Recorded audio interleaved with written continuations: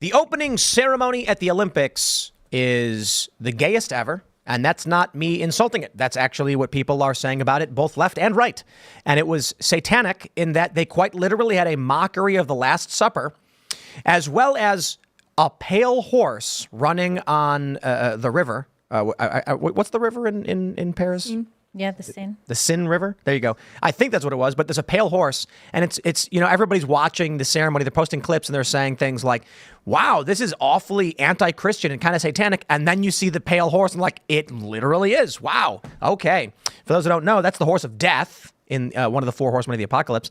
And so naturally, people are very critical about this.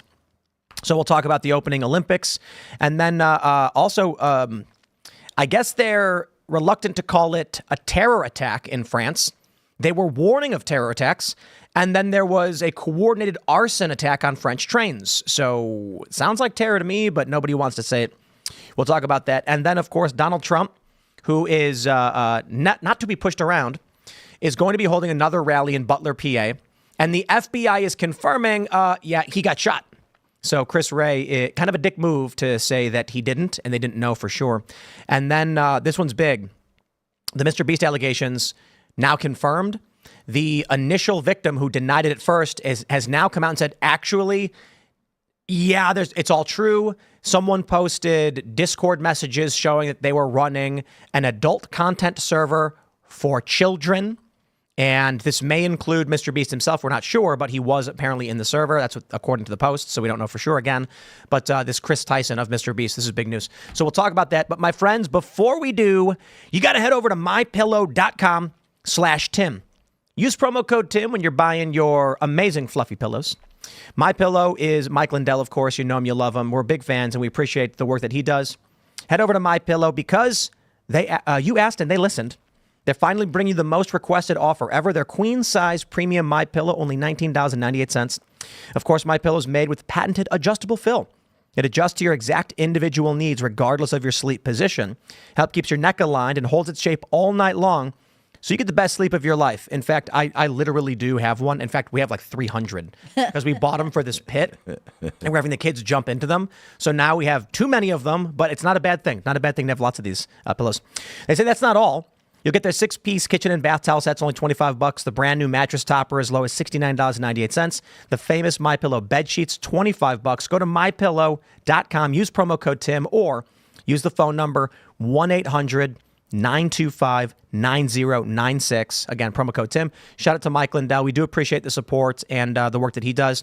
Head over to timcast.com as well and click join us. Become a member to support our work directly if you like the show that we do, if you like the people that we have, if you like the writing, you like the culture building. It's all thanks to you as members. So sign up, become a member, and you'll get access to our uncensored members-only call-in shows Monday through Thursday. We don't got one of those tonight for you, but you'll get access to the Discord server to hang out with like-minded individuals. So that is, in and of itself, it's worth it. But as a member, you're keeping all of this going. So again, smash that like button, subscribe to this channel, share the show with all of your friends. Joining us tonight, talk about this and so much more is Johnny Tabacco. How you doing, Tim? Thanks for having me. Thanks for coming, man. Who are you? What do you do? Well, who am I? I'm an international man of mystery, but I like the jacket, by the way. Thank you very much. Well, I wear my Trump on my sleeves, as they say. But look, I'm from Staten Island, New York, and many people think New York City is kind of all blue and progressive, which it is, but Staten Island is the last bastion of republicanism there. I call it the red-headed stepchild of New York City. But, you know, I'm a dad. I'm a businessman. I've been working on Wall Street for 30 years. My Wall Street career got me into television by doing some commentary on CNBC. Turns out I just wasn't quite liberal enough for CNBC, so did the transition Fox Business, then started getting more into political speak, did the Fox News. Neil Cavuto happens to have a vowel at the end of his name, so he gave an Italian kid from Staten Island a shot. And then Chris Ruddy, the CEO of Newsmax, gave me the biggest shot of all. He went to his Christmas party as a guest in 2016, and he said, hey, you know, I know you're on that Fox Business thing there, and, you know, you want to be the small fish in the big pond, or you want to be big fish in a small pond? And we cut a deal literally in November of 16 at their Christmas party. I'll quit Fox right away and come over there if I can get my own show. And by December, I had my own show on Newsmax and never looked back. So Right on. that's why we're the fastest growing cable network on TV. There you go. Well, thanks for hanging out. Should be fun. Thanks for having me. We got Libby hanging out. I'm hanging out. I'm Libby Emmons with the Post Millennial and Human Events. Glad to be here. I'm Hannah Claire Brimmel. I'm also hanging out. I'm a writer with scnr.com at Scanner News. I'm happy to be back tonight, and I'm glad you guys are all joining us on this Friday. Let's get started. Here's the big story from Breitbart.com. The gayest Olympics ever. Paris Olympics opens with suggested bisexual threesome. Man, I really hate to open with that. I mean, we try to be family friendly, and that one just kind of hits you in the face like a sack of bricks.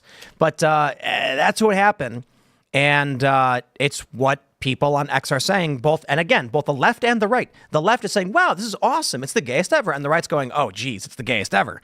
So you've got a lot of that stuff. But the issue that's really hitting people is. Here's a question. Is YouTube going to be mad that we're showing this like half-naked guy? Well, it was on TV. This is a French actor portraying Dionysus, who's the god of, well, they say the god of wine, but let's just say he's, I don't know. He's a pleasure god. Degeneracy? Mm-hmm. You know, whatever. So then they have a mock Last Supper with a bunch of drag queens. And, oh boy, are people calling this out as satanic. Clint Russell, Liberty Lockpod, says this is crazy. Opening your event by replacing Jesus and the disciples at the Last Supper with men in drag. There are 2.4 billion Christians on earth, and apparently the Olympics want to declare loudly to all of them, right out of the gate, not welcome. In that shot, you can see there's like a little kid in it, too. There's a little kid in it? At the table, like right Oh, there. yeah, look, a child. I thought that was Kamala Harris's next press conference. Didn't she introduce on with RuPaul the other day? She should Is that be what she there. did? Yeah. So that's tonight. She's like on with RuPaul. Yeah. On the drag She taped show. it the other day. Wow. So then Clint Russell says, I thought it couldn't get worse. It does. They put a pale horse, just in case you weren't sure that this was all intentional, straight out of Revelations. WTF is happening. I kind of felt the same way. I was like, well, you know, they're being disrespectful. It's blasphemous, whatever you want to call it. But the pale horse on the river, now that's an endeavor. He says, last post for the people claiming that the opening video is not depicting the Last Supper. They even added the mock halo just to make sure you knew what you were looking at. Stop playing dumb. Quite literally. And also it looks like they inverted. They intentionally inverted the positions of some of the people at the table. I think, so like this pose right here, in the Last Supper, it's actually the other way around with the arm going the other direction. Some of the positions are inverted. And then they have quite literally a pale horse, which is, of course, the horse of death. It's from Revelations. Yeah. The four horsemen, let's see, there's the white horse, there's the red horse, there's the black horse, and then the pale or green horse representing death. And that's your Olympics for you. So how you guys doing? Yeah, I mean, the guy might have wanted to hit the gym a little bit there before doing that whole Blue Man Group workout he's doing. But I actually think to be Dionysus, it's quite literally the point. There's no effort. He wouldn't want to hit the gym. They're trying to represent laziness. Got it. Yeah. The Olympics opening ceremonies always push some kind of like multicultural, we're all the same, super progressive values, at least like in my living memory, that's what they've been like. It is disappointing to see, but it's almost not surprising because it seems like anytime there's this sort of huge international stage, you have to have some sort of like pro-LGBT, But degeneracy. only in the West. I mean, only in the West. Only in the West do we look at our culture and say, let's just completely destroy it. Let's take it and flay it. And, Yeah, China didn't do this. No, China had 2,008 people drumming in unison to represent their collective identity. And we have this. I mean, Well, it's Paris, to be fair. it's Paris, but do we have any doubt that something like this would happen in LA or London? Well, we're going to find out in 4 years. I guess we will find out. Yeah, Olympics, Los Angeles, right? The one thing, too, though, is by the time we get to Los Angeles, maybe they'll just let men compete as women as well. They already do. In the Olympics? I Depends think on the Olympics. sport and it depends on the hormone it depends on the Yes. sport. Oh, because it's like the nano mules. That's right. Oh, and it's going to be like the Soviet Union all over Yeah. again. I mean, come on, dude. If people want to win the Olympics, they're going to win the Olympics. Absolutely. You know, my girlfriend is a former boxer. She was a Golden Gloves boxer, and she was a champion, top of the field as a woman. And she said even if she worked out in the gym with guys who were like a little lighter than her, if they really hit her like full force, she could get hurt. Yeah. So it's just Bone density, muscle mass. Yeah, it's a physiology collagen. thing. It's the whole thing. It's just crazy that, she feels like women fought so hard for the equality stuff and to get a woman's golden gloves, and now every mediocre guy can grow his hair long. I mean, say his name is Hannah Claire, and he's look, I got to be honest. Feeling my identity. It's not a joke. I'm 38, and so in terms of a skateboarding career, I'm well past my prime. But I can tell you this: if I competed in the women's Olympics, I'd probably get the podium. I'd be 42 at the time, so I'd have to really, really push it. Well, you But, remember Laurel Hubbard just a couple of years ago. Laurel Hubbard, the New Zealander weightlifter who pushed some young 20-something women out of the weightlifting category and went on to compete and, screwed up. That was the Olympics? Yeah. Wow. Wasn't that the Olympics? Yeah, it was Olympics. Yeah. But my real point is this. If you're a country like North Korea and you're thinking we just want to win the Olympics, we don't care, we're going to go to whatever the rules are, why wouldn't North Korea just be like, okay, let's send a guy. yeah, He'll win. They probably have, but would you? Well, the Soviet Union notoriously had these women who showed up just massively ripped and pumped full of testosterone. What would you go as, Tina? If you went into the women's, No, Tim. You just go as Tim. Well, yeah, there's a you have to- Timmery is a female. Do you have to come up with like a fake No, I woman's would name? literally do nothing. I'd keep the beard, I'd keep the clothes, I'd wear the exact same thing, and I'd say, I don't adhere to your heteronormative gender stereotypes. I've decided that I am a woman. I want the prize money. What is it? Do it, Tim. I'm not gonna do I it. think there will be people incentivizing people. Like, there's no reason a country that's like, we really want to make a name for ourselves wouldn't do this. Well, the first, second, and third place in a cycling championship in Washington State, the first, second, and third place were teams. They were like pairs of teams, and each one had a man on it. Yeah. First, second, and third men winning in the women's cycling Grand Prix. I thought that was absolutely absurd. Well, What do you win if you like? Do you win money? They won money. But I mean, it like wasn't first that place much Olympics, money. do you win money? Oh, for the Olympics, you get gold and you get sponsorships. You get, a lot of stuff that comes along with it. $37,500 for gold. 37.5. $22,500 for silver and $15,000 for bronze. Yeah. Yeah, I gotta tell you, It's not I that bet- much, but Not worth 37. But if you're from like a country but- that doesn't have any resources and you're a guy and it's like, well, I could at least get silver in a women's division. Like, that money could change your life, why wouldn't you do that? no, for real. I mean, if it's about winning money, who's gonna be like, I'm going to put my look, this country said here are the rules. If you're a woman, you decide to be a woman. It's like, okay, well, all right, I'll take 40 grand. I think some of it is like, it's the cultural ties, right? Like, if the culture that you come from understands what you're doing and isn't like appalled by you, then you go home with glory and money. But if you're from a culture that's like, that's whack and we're going to mock you for the rest of your life, then maybe you're not going to do it. That's the only deterrent. Russia would send some hotshot 20-year-old to say he's a woman. Well, Russia's not Win even the allowed money. to compete under its own flag right now. Well, there you go. But I just mean like the mentality of a country like Russia is going to be like, rip them off and exploit them as much as you can. Yeah. They deserve to be exploited if they want to be. I could see that, but to Hannah Claire, what you were saying, I think humans overall, whether you say your community or your culture accepts it, I think humans overall would just internally, innately be like, that's effed up.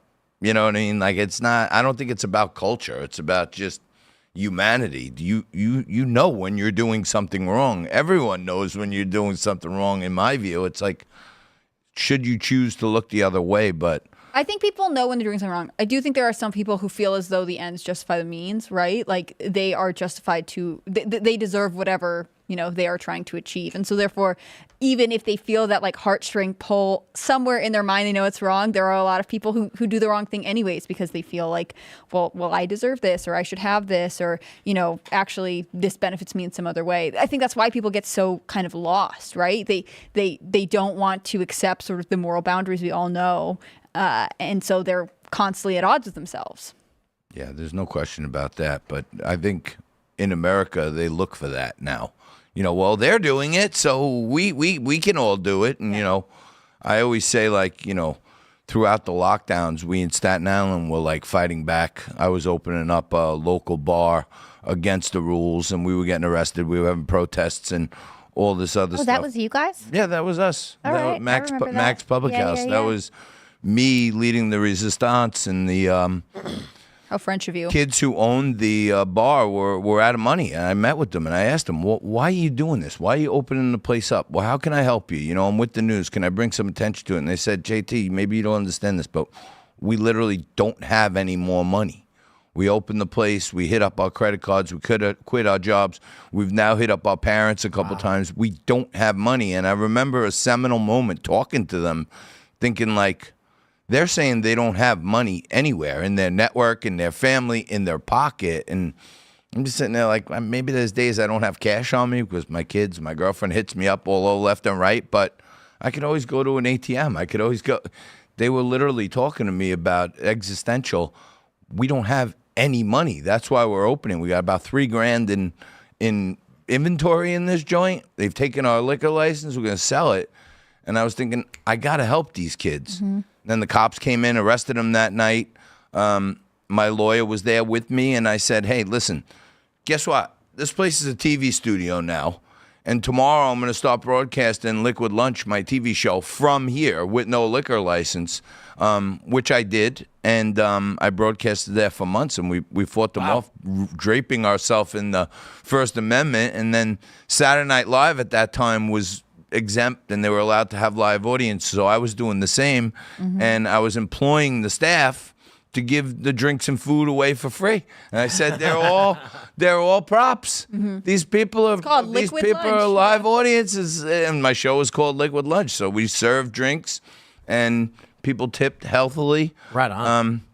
But we fought the hell out of de Blasio and Cuomo. I loved when you guys were doing that. Thank you for doing that. Yeah. I remember that. Let's jump to the story as another component of the Olympic opening ceremony. And this is something that Johnny pointed out to me before the show. They depict the Statue of Liberty riddled with holes, decaying. And so Business Insider actually says the Statue of Liberty made an appearance. During an animated segment of the show, the torchbearer flew in a hot air balloon past a number of recognizable figures, including the titular character from the famous French novella The Little Prince and the Statue of Liberty. The French famously gifted Lady Liberty to the U.S. in the 1800s, and a smaller version of the statue sits in Paris. But when you actually look at the video, you can see the statue is actually destroyed. I mean, this is nuts. The symbolism here, I think, is fairly obvious. They are destroying the West. This is our history. They have torn down our statues in the streets, and now at the Olympic ceremony, they are showing the Statue of Liberty damaged and destroyed. Apparently with a bullet hole in the face. That's the way I took it. And, you know, Staten Island sits directly in the middle between, in the middle of the harbor. The Lady Liberty sits in the middle of the harbor between Staten Island and Manhattan. So Staten Island Ferry goes by hundreds of times a day. There's not a molecule on it that isn't perfect right now.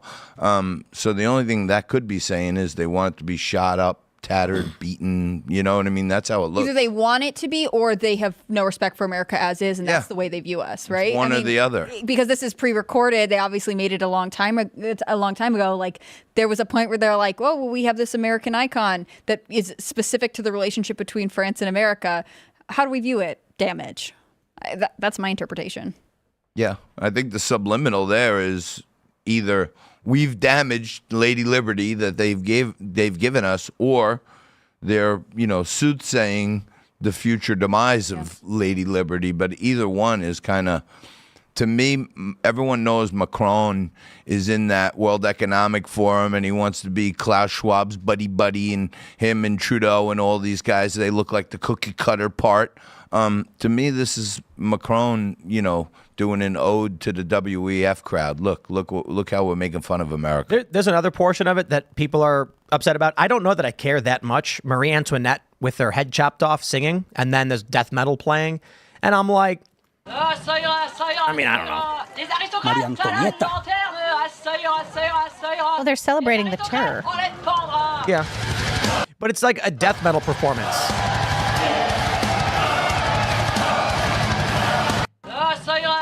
I don't see this as attacking Christianity, blasphemy. It's just like horror. Well, it's just celebrating the French terror. Yeah, but I say what people revolted and murdered everyone. I don't know if it's celebrating it. I would say it's they're performing with an allusion to it.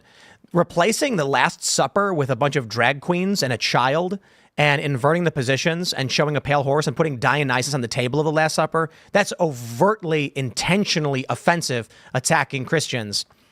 Having Marie Antoinette is like, what, insulting the French or not? I don't know.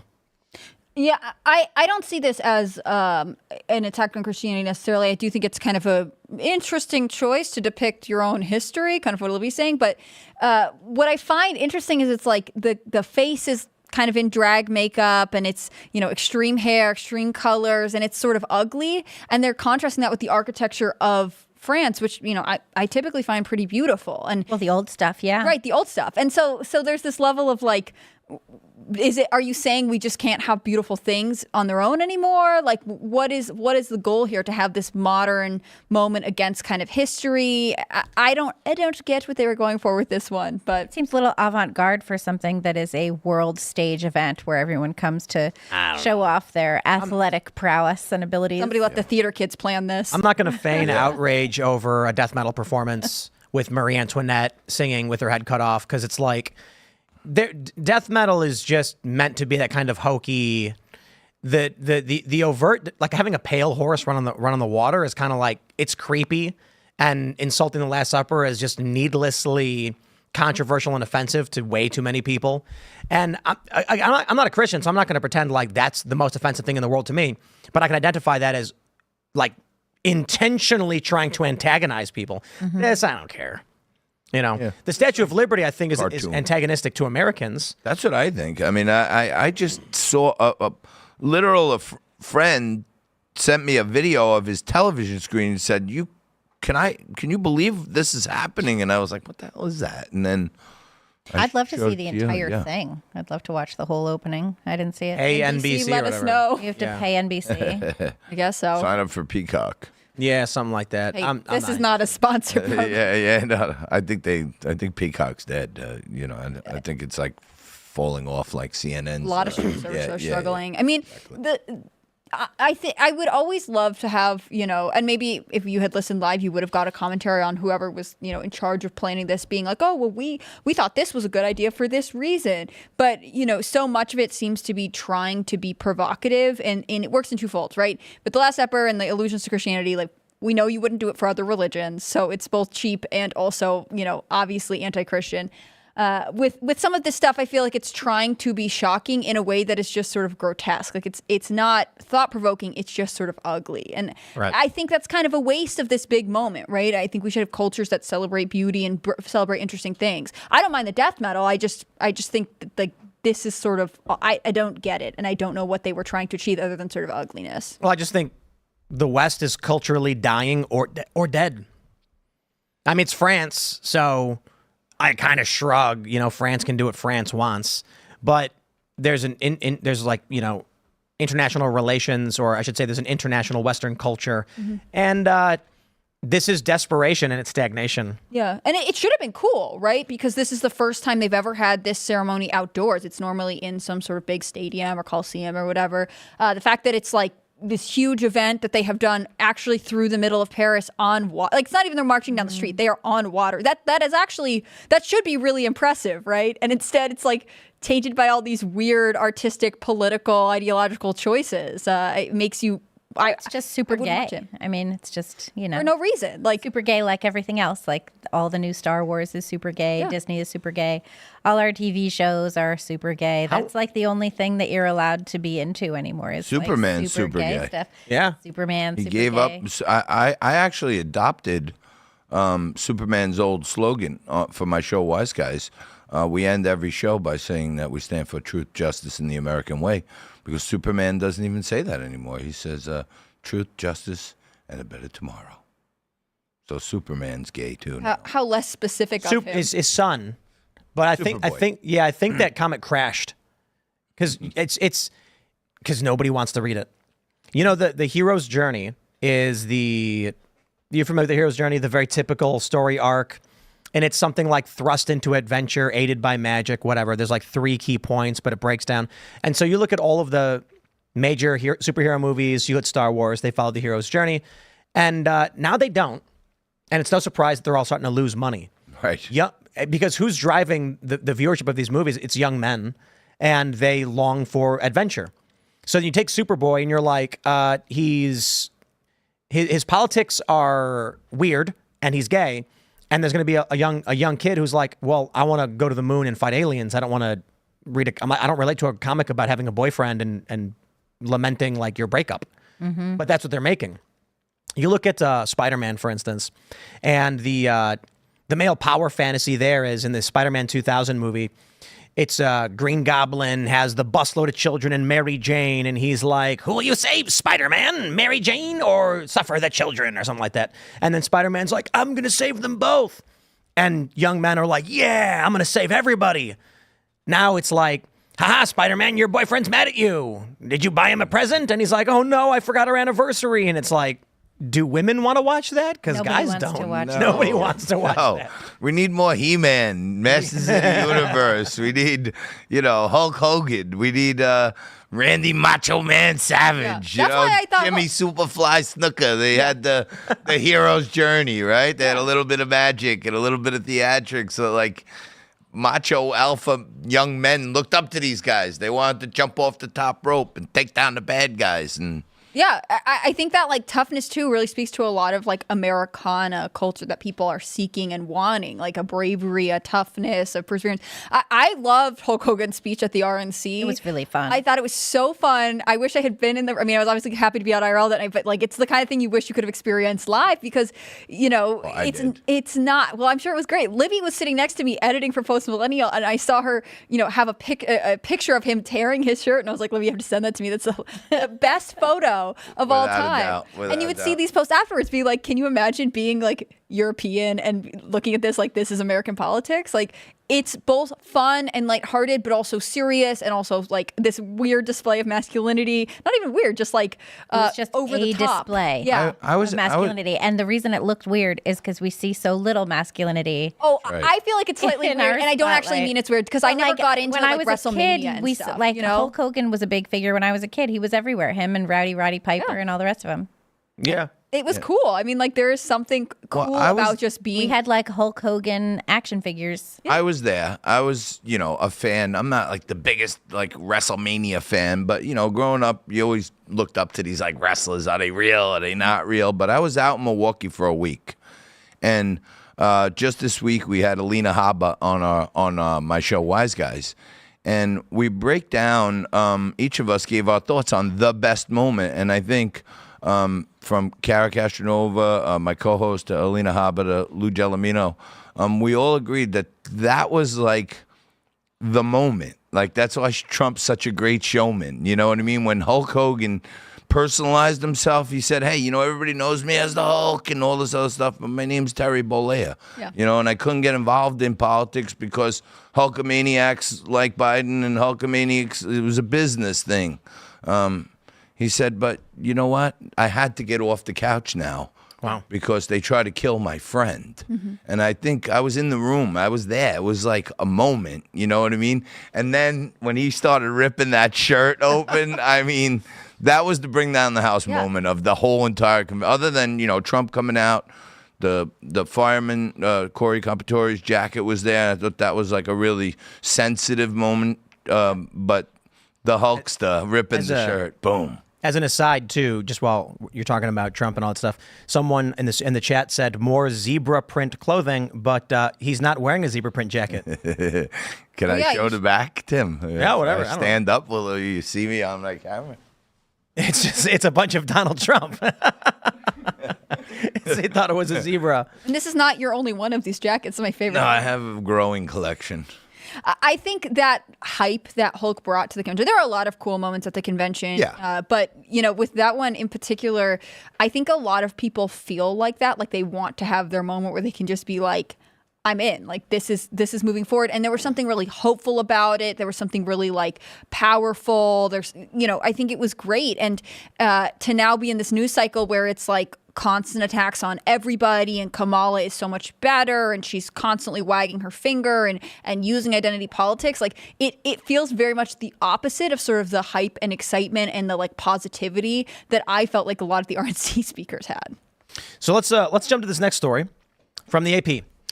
While Paris is very busy with their largely gay, and I mean that in literal sense, like men who like men. I'm not trying to be derogatory here. Opening ceremony with Dionysus and the mockery of Christianity and depicting one of the horsemen of the apocalypse, the pale horse of death. While they're busy with all of that, arsonists have attacked the French high-speed rail system hours before the opening ceremonies, and it's a coordinated attack. They're not saying the word terror, but they've been warning about terror threats at the Paris Games. And then when you have a coordinated arson attack on the trains, I don't know why they're not calling it terror, but fine, they can call it whatever they want. I'm just going to point out, maybe if your country wasn't so just hell-bent on ripping its culture to shreds, you might have some strong men who could help secure your nation and prevent, I don't know, coordinated arson attacks on your train system. Mm-hmm. And I like that the French intelligence services are taking a page out of the Secret Service's book and just being like, we don't know what's going on. We won't say anything at all. Like, it's been hours and they're like, no arrests made. Who knows? Crazy mystery. Yeah, we were covering this today at Human Events and we were looking at it and I was talking to, my editor there and I was like, so who did the attack? No idea. Are there any leads? No. Mm-mm. Is there an investigation? Doesn't seem to be. No social media use. What's going on? This person barely existed. Anything happening at all? Yeah. Trains caught on fire. I can understand. It was lightning. Right. And they have tons of tourists. I mean, I think they said immigrants travel there for 10,000 people. But you're right. They have a huge France problem. Got an open border. They got immigrants everywhere. So how many international terrorists have crossed our southern border that we know about? Hundreds, maybe thousands. But there's probably more in France. Right. It's easier for them to get to. I mean, there have been attacks in churches in France. France has had instability for a little while now. And on top of that, I tend to think you're right that it has to do with the migrant crisis in France. But I think it's also worth noting that there's a lot of environmental protests that are getting more aggressive in France, right? Or not just in France, in Europe. And so there are all kinds of combative factions that would probably benefit from making a big display of disrupting the opening games in Olympics. Or the opening ceremonies for the Olympics. I just don't understand how long they think they can keep this under wraps. I feel like they're just waiting to decide which narrative is going to do less damage. Oh, we'll see. I think, back to my point, I don't know how Europe pushes through this, what's going to happen. Marine Le Pen, of course, was, I would say, I don't want to say defeated, because I believe they're now the what is it, the National Front or whatever? The National Rally. National Rally are the single largest party, but with the leftist coalition, they're still 40% or whatever. And the left formed that coalition specifically to bump National Rally out of the top place. But it doesn't matter. I mean, if there's more anti-nation people, then your country's, that's it. You are in the flood. And there's no turning back. The current has become too strong. How does a country like France turn this around? For the United States, I'm actually fairly optimistic with Donald Trump and the things that are happening. Trump's ahead. He's winning. We don't know what's going to happen, but in France, they're not. They're behind. Yeah, they're well behind. I certainly hope that the people who hate America are not the ones who end up continuing to lead it. I'm so tired of hearing about how America sucks. It's like, how is this going to spur us to do better? Just telling us we're garbage all of the time. All the time. Just all the time. And that we're all enemies, right? That we all secretly have all kinds of, bias or whatever against each other. It's such a divisive approach, and I think it's ultimately disheartening. Yeah, it is disheartening. It stinks that, this simple phrase that, Barack Obama has used, Bill Clinton has used, Ronald Reagan has used, make America great again, poses this massive problem to people, right? Number one, they don't want to admit that it was ever great, right? It's based on all these horrible things. So that's one, and then, well, why wouldn't you want, if it was, why wouldn't you want it to be great again? And you just sit there and, you see Supreme Court justices not being able to define what a woman is. I'm hoping young people, we had Brylan Hollyhand on the other day, and he's a smart kid. He knows exactly what he's talking about, and he's 18. He's still in high school, and we got his book right here. And I'm just like, he says Gen Z is leaning in a certain direction. They're kind of upset about things. I hope that's not just his circle. I hope we're actually going to see young people who are like, yo, hey, man, I'd like to own a house.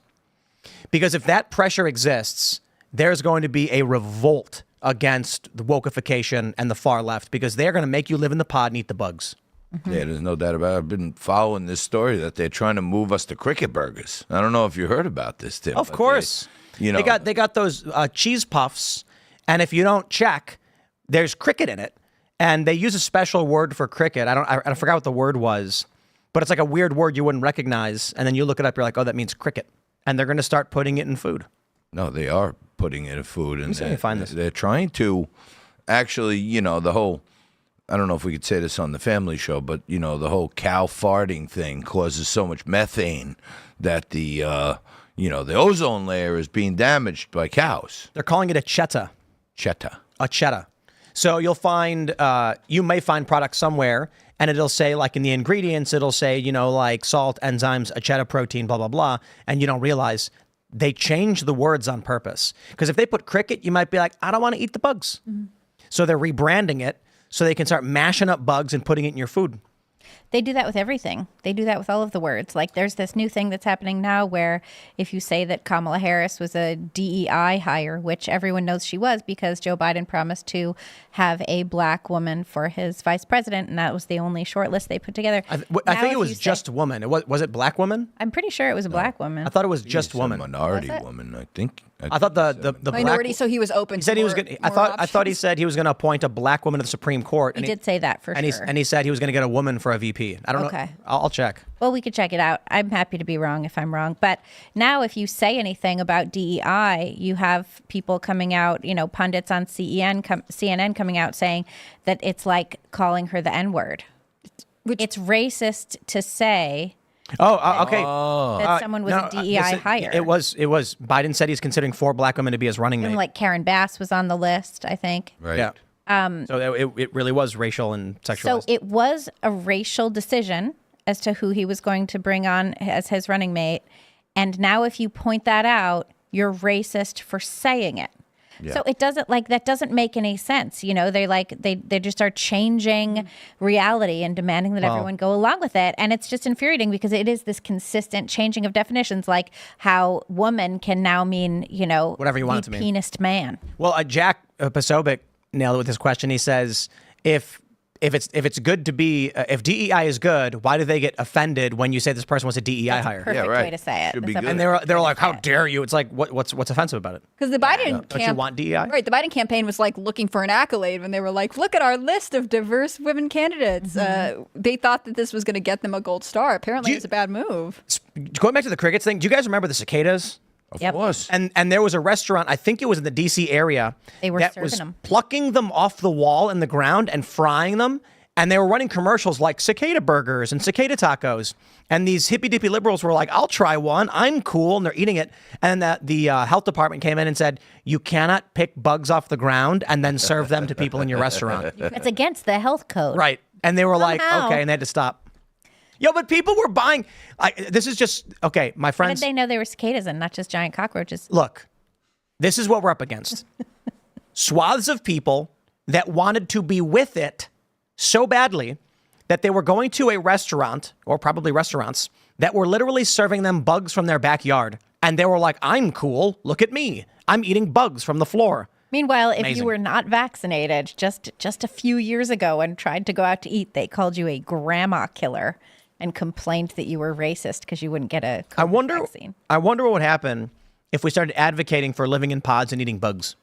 If we just were like, let's do this, would they be like, no, we're not doing that. Yeah. We don't want to do that. No. If this show, Timcast IRL, turned into the Living in the Pod and Eating the Bugs show, we'd have 20 million subscribers in a month. We'd be on the front page of YouTube. They'd be like, Mr. Poole, we'd like you to collaborate with Mr. Beast. And I'd be like, I don't know about that guy after all that stuff. But they'd be like, we're gonna make your channel the biggest show in the world as long as you keep saying live in the pod and eat the bugs. Because this is true, actually. I'm kidding, but it's only half kidding. Because there was this woman started a new channel and she made 2 videos and she got like 3 million subscribers overnight because she was living in a van. Oh, yeah. There's a big push for that of people being like, I'm tricking out my van so I can live in it. Van life has been huge for years. Yeah. Even I have one. Of course. You have a van life van? I have a, it's got solar power. It's got enough solar capacity that you could run all of the basic studio electronics indefinitely. So the amount that it charges throughout the day is greater than it consumes per day. So you can play video games, run the computer. It's a mobile production studio with a bed and a shower in it. So, I own a house and a camper. I think that's fine. Sure.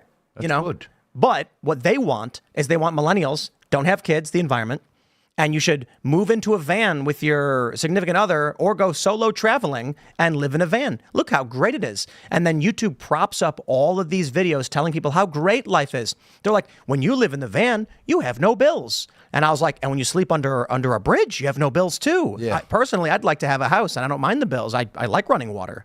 The whole idea of American excellence is going down the drain by the powers that be. But I still go back to say, our Supreme Court justice could not define what a woman is. But now they are saying, and they can't say it in any of the House literature and in local law books, they're man, fireman, all this other stuff. But now they are going around shouting from the rooftops, Kamala is going to be the first woman president. Why do they have to identify her as a woman? I thought we couldn't do that anymore. Because they're obsessed with identity, right? Yeah, that's all. I mean, I still have heard very few articulated policies from Kamala. I know she's kind of slow rolling them out, but what I hear more than anything else in the media is, potentially first female black president. Did you know she was female? Did you know that she's, from these cultures? Do you know she was a woman? Did you know she was a woman when she was an AG in California? Did you know she was a woman when she was VP? I mean, you hear this constantly. And I think that's sort of pathetic, right? Like, I didn't like it when people were doing it with speculating about Trump's VP picks when they were like, no, he has to pick a woman. Otherwise, no, he doesn't have to pick a woman. I probably prefer if he didn't, but also just pick someone who is good and who has strong policies. Yeah, pick the best person for the job. Right. Check out the resume. Remember, the whole kick the tires thing? Hillary Clinton was big on that. Kamala Harris has had no tires kicked at any point. She couldn't make it in the primaries in 2020. She slept her way into into her job in the first place. And she hasn't, nobody has voted for her. Not a single American has voted for her. I think some folks around California have kicked the tires on Kamala Harris, maybe in a different way than you're suggesting. But I would just say... Maybe a certain mayor did. Yeah, maybe. That's for sure. But I would just say cautionary to my friends out there who hope for Donald Trump to win. There are so many other things to attack Kamala Harris on. Going back to her sexual exploits from 20 or 30 years ago, I think is a big mistake. I think it's going to tick off women because women don't like when people just stereotype that, they must have got there by being hot or by being pretty. Yeah, but it's not stereotyping. Well, I think it hurts with undecided women, me personally. And by the way, we hate that they go back to 20 years ago with Stormy Daniels and this model that he was with, and he was at a party with a chick. We hate when they talk about his exploits. I don't think we hate when they talk about his exploits. I think we hate when they bring him up on federal charges for it. That's the issue. It's, when it's the subject of a civil case with $450 million on the line, or when it's the other stuff.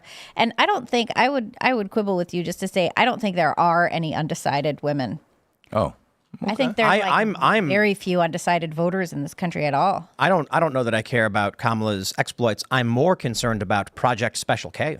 Have you heard of this? What's this? It's the secret special operation that Kamala's going to have. Now, she literally has nothing to do with anyone who's ever made anything up about it, but I'm saying that because I'm in the media and that's what we do.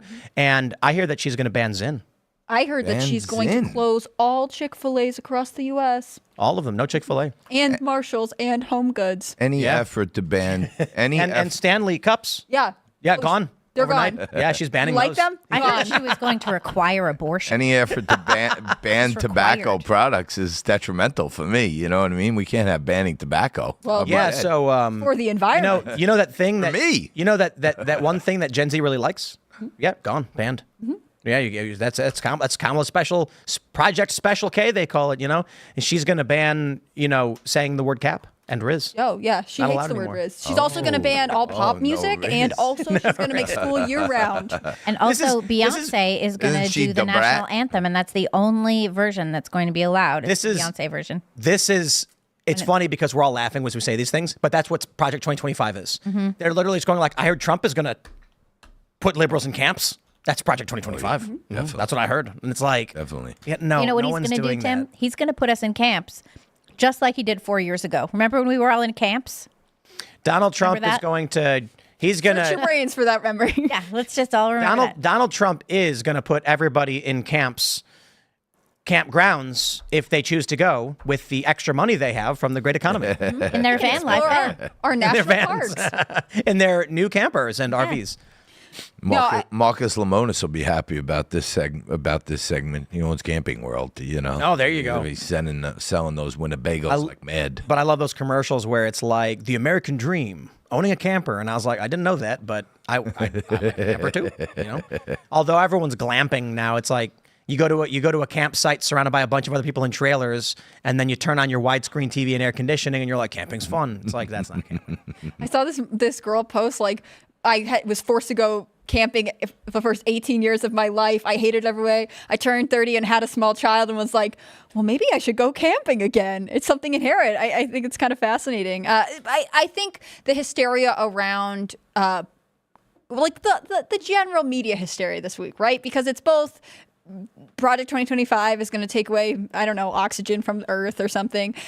Kamala Harris is the best thing that's ever walked the face of the planet, even though it's very questionable. Ask any incarcerated person in California. And also, the attacks on JD Vance. Like, they are trying to make something happen, which is very funny considering Biden was just saying we all needed to call for unity. But it turns out he just wants conservatives to stop talking. And they don't want to talk about anything but how bad people who don't agree with them are. Does Biden even know what's happening at this point? I mean, I'm open for I don't debate. think so. Is he I think really? We're just sort of waiting. I think Biden's job right now is to blend far enough into the background that it looks like Kamala Harris is already the president. Mm-hmm. Yep. And she's giving speeches in places vice presidents shouldn't give speeches. Yeah. Yep, she sure is. And she is just dropping herself into every scheduled aspect of the former Biden campaign. That's why they're all pissy that Trump is like, no, I'm not going to do your stupid ABC debate on September 10th that I agreed to with somebody else. Yeah. You're not that other person. Why do you get any kind of, consolation prize of like just, whatever it is, getting me to come be on the schedule that was set with somebody else? That doesn't make any sense. Well, she had a big test, yesterday, right?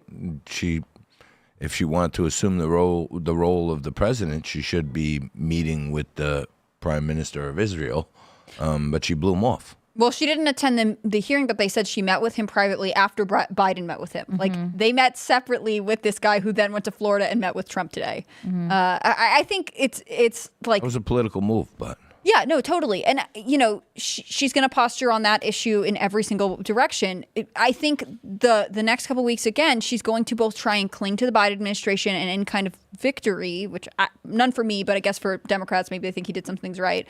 And then she's also going to say, but I'm better and he did bad things and I'm going to be better than that. It's going to be very weird, and you're going to see the liberal media back her up around every corner. It's going to not make sense, and they're going to be like, sounds good, Kamala, whatever you say. Let's jump to this story from the Post-Millennial. Mm-hmm. Breaking: FBI confirms Trump was hit with a bullet during assassination attempt after Chris Wray told Congress it could have been shrapnel. Christopher Wray had suggested that Trump could have been hit by shrapnel, and this is written by Thomas Stevenson. So I'm going to complain about Thomas to Libby right now. Libby? Yeah. He was hit with a bullet? What? Shot with a bullet? Shot. Trump was shot in the head. Tim's been policing speech this week. I'm policing speech. Wow. Okay. Well, I'm half kidding, but I do think it's the reason that... I'm pretty sure that's not Tommy's headline, by the way. Well, the reason why Ray said there's some question as to whether he was actually hit by a bullet or by shrapnel, it's because it's propaganda from Democrats and from people who hate Trump to diminish the fact that he literally got shot in the ear and nearly died. Mm-hmm. And so I'm saying counter with maximum efficiency. FBI confirms Trump was shot during assassination attempt after Chris Wray said it could have been shrapnel. And he said it could have been glass. He said all kinds of things. And then everybody ran with it like crazy because they really wanted it to be not true that Trump was almost assassinated. And then the FBI came out, Brett Baer, with a statement. Mm-hmm. What struck former President Trump in the ear was a bullet, whether whole or fragmented into smaller pieces, fired from the deceased subject's rifle. Fragmented? Why would it even be fragmented? But sure, Trump was shot. He was shot, yes. Yeah. Right in his face. I think it's such a... All of our intelligence agencies are acting like such a joke right now, right? Like, we know it was a bullet. We know that someone fired a gun at President Trump. He was shot in the ear, sustained a serious injury, was taken to a hospital. Like, this is an established narrative to go to before Congress and be like, we don't know. Either you're terrible at your job or you're just lying. Let's try this. We have a couple different versions of reality we can choose from. One is the Secret Service could not stop or identify an assassin, but regular people in the field screaming, he's got a gun, he's on the roof, could.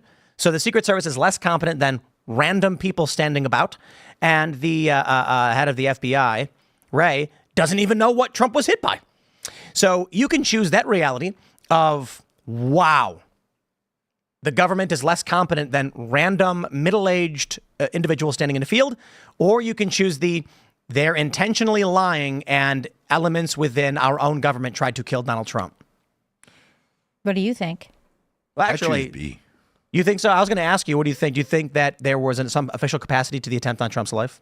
I certainly do, and I would just say this. I covered a lot of Trump rallies. I know you're all with the cool kids, so you always get the VIP to the double VIP access and stuff. But when I was going to the rallies, I was going to the press entrance, and that was about it. yeah, I'm saying, so I get the press, from Newsmax, and I have an NYPD media pass, too, so I get in.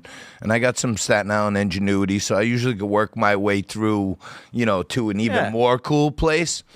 Most of the ones I've been at, pretty much every one, I can't make a move past where the press area is. And if you even try to sniver over to where the good people are, you don't have the right color on you, you're out.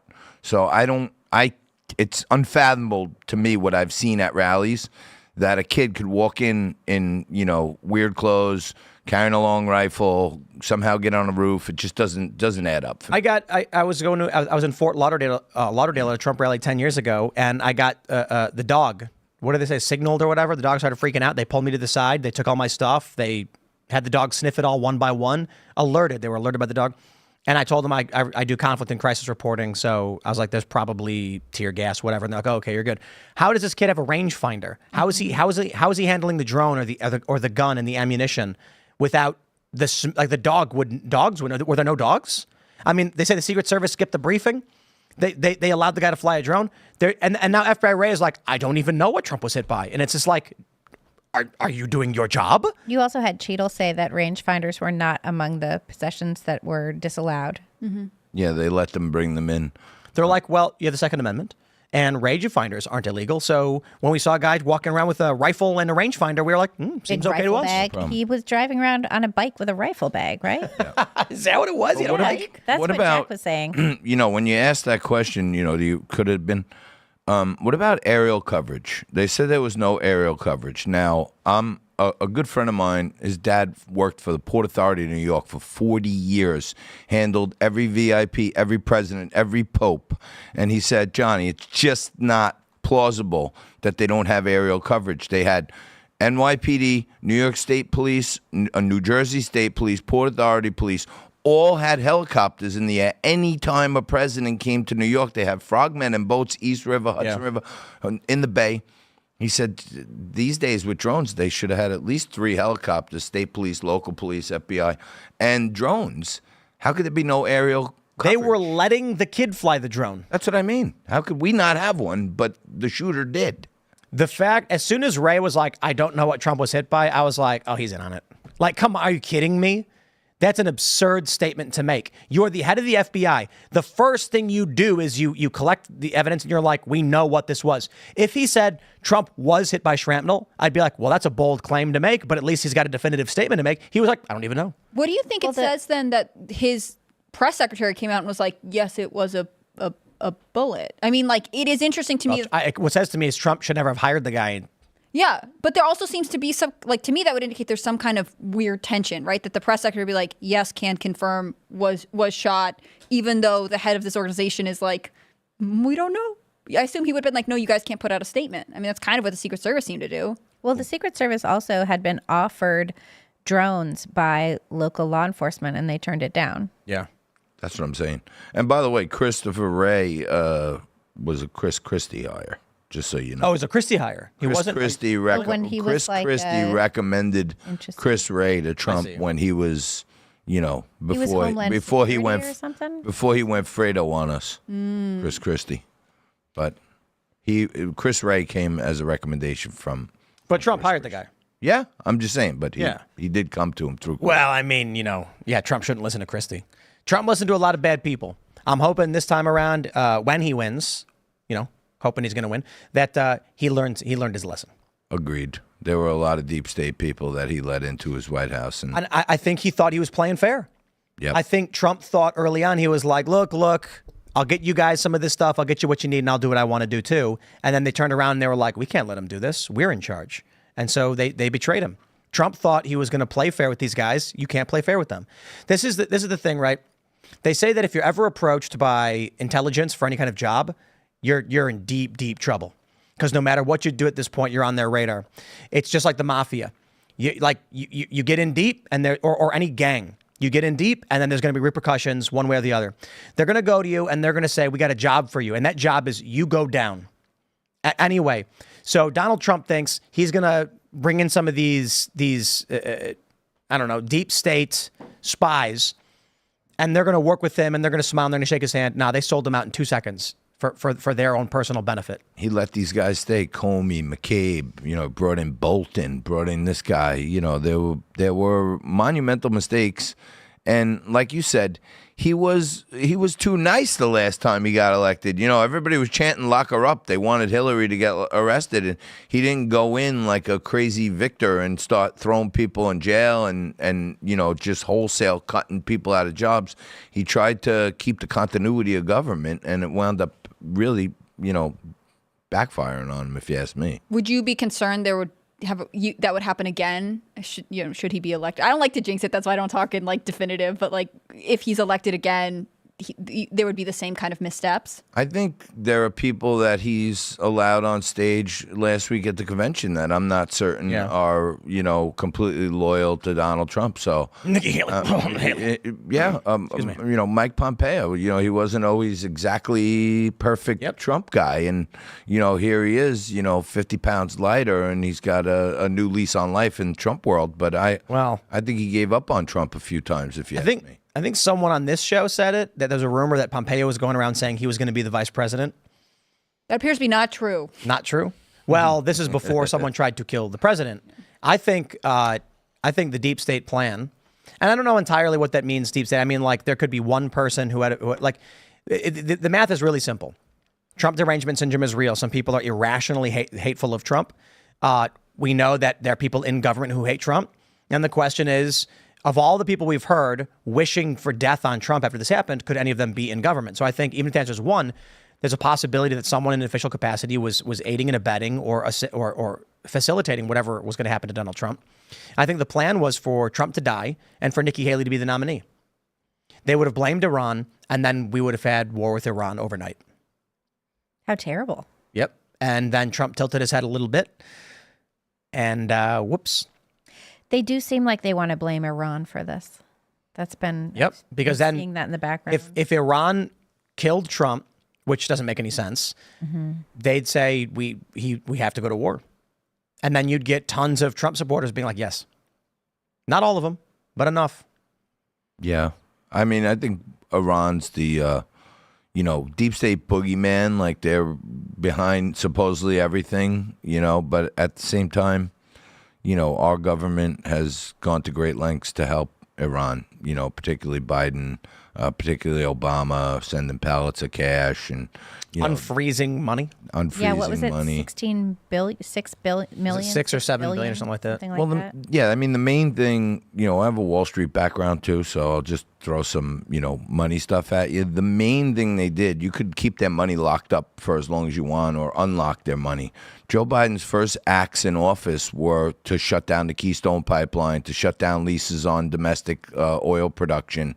And that basically was the debit card for Iran because their oil became worth so much more money. Trump had them in a box and they had sanctions on them. Removed the sanctions, cut back on U.S. domestic production. You make Iran and Russia rich. And that's basically the gift. If you ask me, that's the gift that he's given to Iran, is to cut back our domestic production. Yeah. Let's jump to this from CNBC. Trump to hold rally in Butler, Pennsylvania, where he survived assassination attempts. Part of me is like, please don't do that. But I also think he'll be safe. I think it sends a strong message. And they say that Trump said the forthcoming rally in Butler will honor Corey Comperator.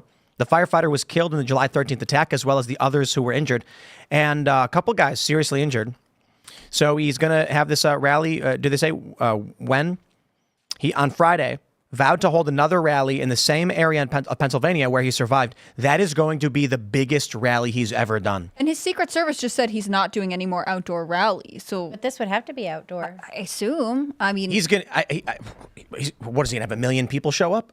Do you think? And Million? you could be sure there'll be 1,000 snipers on every rooftop from Pennsylvania. Well, one to would I really Right? hope that we could assume that, but I don't know. I'm saying I would imagine there'll be a great show of, theatrics on this one where there'll be snipers and helicopters and drones. And It's only a couple hours drive from several different major metropolitan areas. So not literally 1 million, but I'm saying this is going to be a massive rally in maybe, Trump's had 200K. What was it in D.C. on January 6th? I think he had like, what did they say, 250K total? Mm-hmm. Well, in Wildwood, New Jersey, he had 200 Right. and 200. Was it 200? Yeah, I think it was. But During the trial? was that one? There were a lot of people. 150, Yeah. 150 100 maybe something. Yeah, in there were a lot of Wildwood. He's going to have a lot of people show up. Yeah. Every single journalist from every single news organization is me begging their bosses to let them go cover this rally. They're going to be like, this is huge. It's return to the site of the Oh, assassination. we're already talking about it. Are you I guys know. going to do something? Are you going to go? Well, Elad This cool guy named Elad. Yeah. Yeah. Elad was there.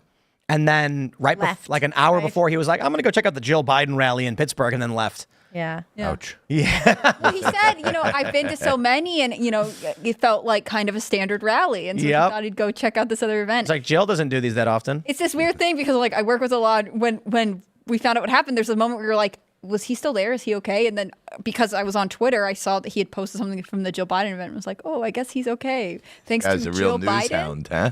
I think this time they're Loves going to cover secure the rooftop. protests. You what? This time they're going to secure the rooftop. Yeah, I would Only if they're imagine. not sloped, right? That's their biggest fear. No, I think this time they're going to have a guy in the water tower, too. That's something else I heard, that Secret Service would have somebody on the water tower. Of course. Yeah. A counter Of sniper. course. I have a friend who's in the Marine Reserves right now, military guy, and he told me that he's a sniper, or, a marksman. He's not a sniper, but marksman. He told me that anybody he knows that shoots looked at that landscape and says, okay, first place I want to be is on that water tower. That was number one. But then he also said this. He said, when we go train, the suckiest guys hit from 200 yards. Yep. He said then, when you go to 300, 400, 500, guys start to filter out. But, the best in the business are over 500, 700, 1,000 yards. But he said the worst guys in our unit hit every time from 200. I heard they were saying that from that rooftop he was on to where Trump was, the difficulty on a scale of 1 to 10 was a 1. That it was 130 yards is any moron makes their target. Yeah, I said on Newsmax last week that if you want to, going back to what we were saying before, if you want to entertain the thought that it was like kind of some kind of inside job, okay, it's whoever went, the Trump campaign, the Secret Service lady said the other day, the Trump campaign has to give them 5 to 7 days notice before they announce a date for them to do the early logistics on it, right? So whoever went out there for the Secret Service stood in the middle of that field and said, okay, here's where the stage is going to be. I'm going to put this water tower behind us. I'm going to leave this building on the side here unsnipered, and we're going to put the stage right here. To me, that's the person that was in on it, who set the logistics. Yep. Here's the stage. We're going to make it a 125 perimeter. When the building's 140, it just... Is that what they said? 125? Something, that was the intermediate perimeter. Right. The building was outside of it. So, if they call it the Pac-Man of security instead of the sphere perimeter. Yeah. It cut out just where the building was. No, doesn't defies logic. I wish we could hear more, and maybe I just haven't seen enough of their statements, but I wish I could hear more from local law enforcement because, again, Cheadle was so quick to say, oh, well, we're in charge, but also we weren't in charge of that building. Like, it doesn't make sense to me that Secret Service would give up a building. They're like, oh, local law enforcement's in charge of securing this. And then law enforcement pushed back and was Like, no, we were in charge of traffic. What are you talking about? It's the inconsistency that I think will ultimately haunt America forever, right? Like the fact that we have all kinds of misinformation, lack of information, silence coming from these people. Like, again, Biden and Trump, and I guess Kamala too, like they're all actively being protected by the Secret Service. Everyone should be concerned, regardless of what your political affiliation is, the fact that this agency seems to not be able to produce an answer and also seem to avoid, taking responsibility. They couldn't put a plan together. They failed. And again, you don't have to like Biden, you don't have to like Kamala Harris, but all of our major politicians rely on Secret Service. That was true from the minute Trump left, right? He still had to depend on Secret Service to take him to the hospital and to make sure he was safe at the RNC. Like the fact that this is such a needed and like irreplaceable part of a protocol for safety for these people should have everyone concerned by the fact that we are basically hearing nothing. And when we hear something, it's inconsistent. Well, don't forget, we're also still waiting for the full details on the JFK assassination, so it may be another 60 years before we actually get the facts. But I certainly think Tim's onto something that. But at least they set up. Kind of had a pseudo story with that, right? Like whether or not it's accurate or whatever, they were like, it's this guy and it's for this reason. Like we don't even have that right now. They're maybe presenting a guy. They're using a picture, from when he was 16, even though he's 20 years old. Like it's all weird. Roger Stone's still convinced that's not the guy. Which guy? Stone still thinks there's another person involved. I think it's mainstream now that JFK and RFK were killed by the intelligence agencies. Yeah. CIA. I think RFK Jr. I think said that on this show. Ron Paul said it. That was really funny. We were interviewing Ron Paul for the Culture War, and he's like, CIA did it, and I was like, wow, we're just there now culturally that everybody's kind of like, yeah, we're done messing around. That was the CIA or something like that. One of the intelligence agencies killed JFK. RFK thinks so. That's why it's funny that he's like, he wanted Secret Service protection. Because my attitude is kind of like, you probably want to keep your private security detail. Right. Especially now with what happened with Trump. I'm like, people are saying Trump should be hiring that same company that RFK was using. Right. Maybe RFK should ask for a stipend. Right. Instead, you guys keep your, just give me the money. Well, I'll get my own security. Thanks, but no thanks. Yeah.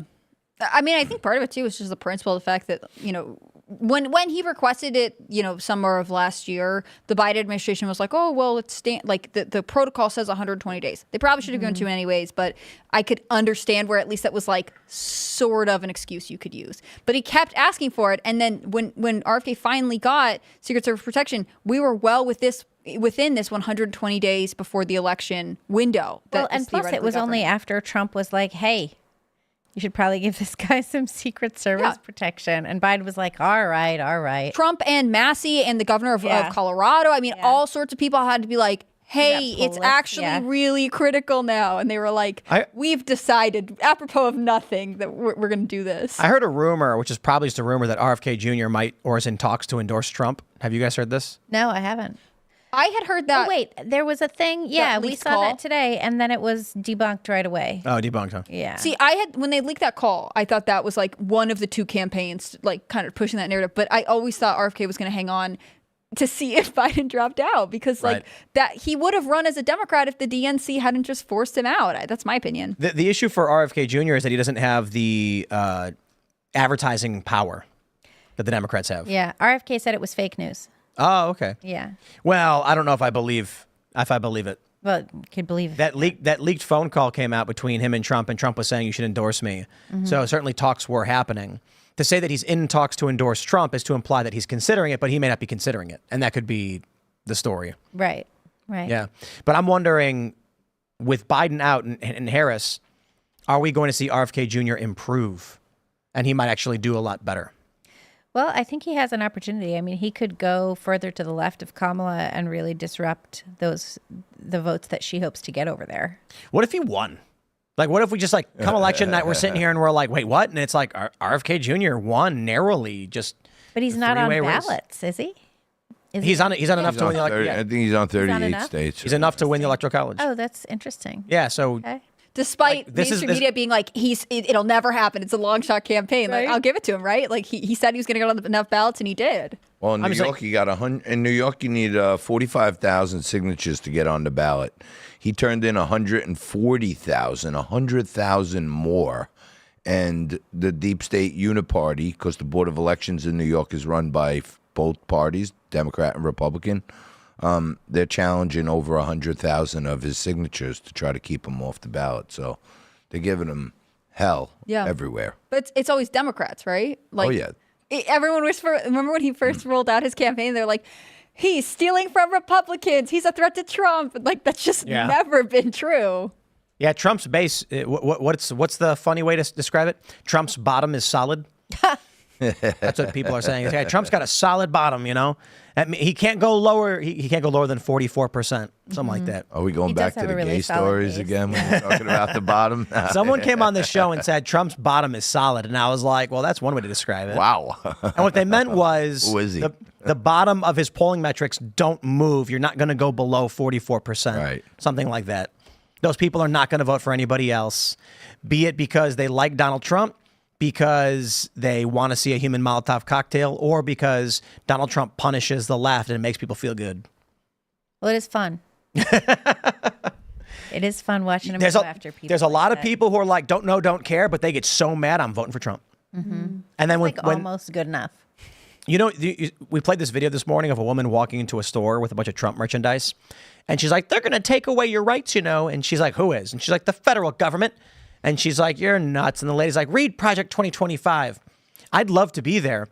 Because then I'd just be like, wait, what's Project 2025? And when she's like, it's what their plan is to take over the government. I look at my phone and I go, this actually looks pretty good.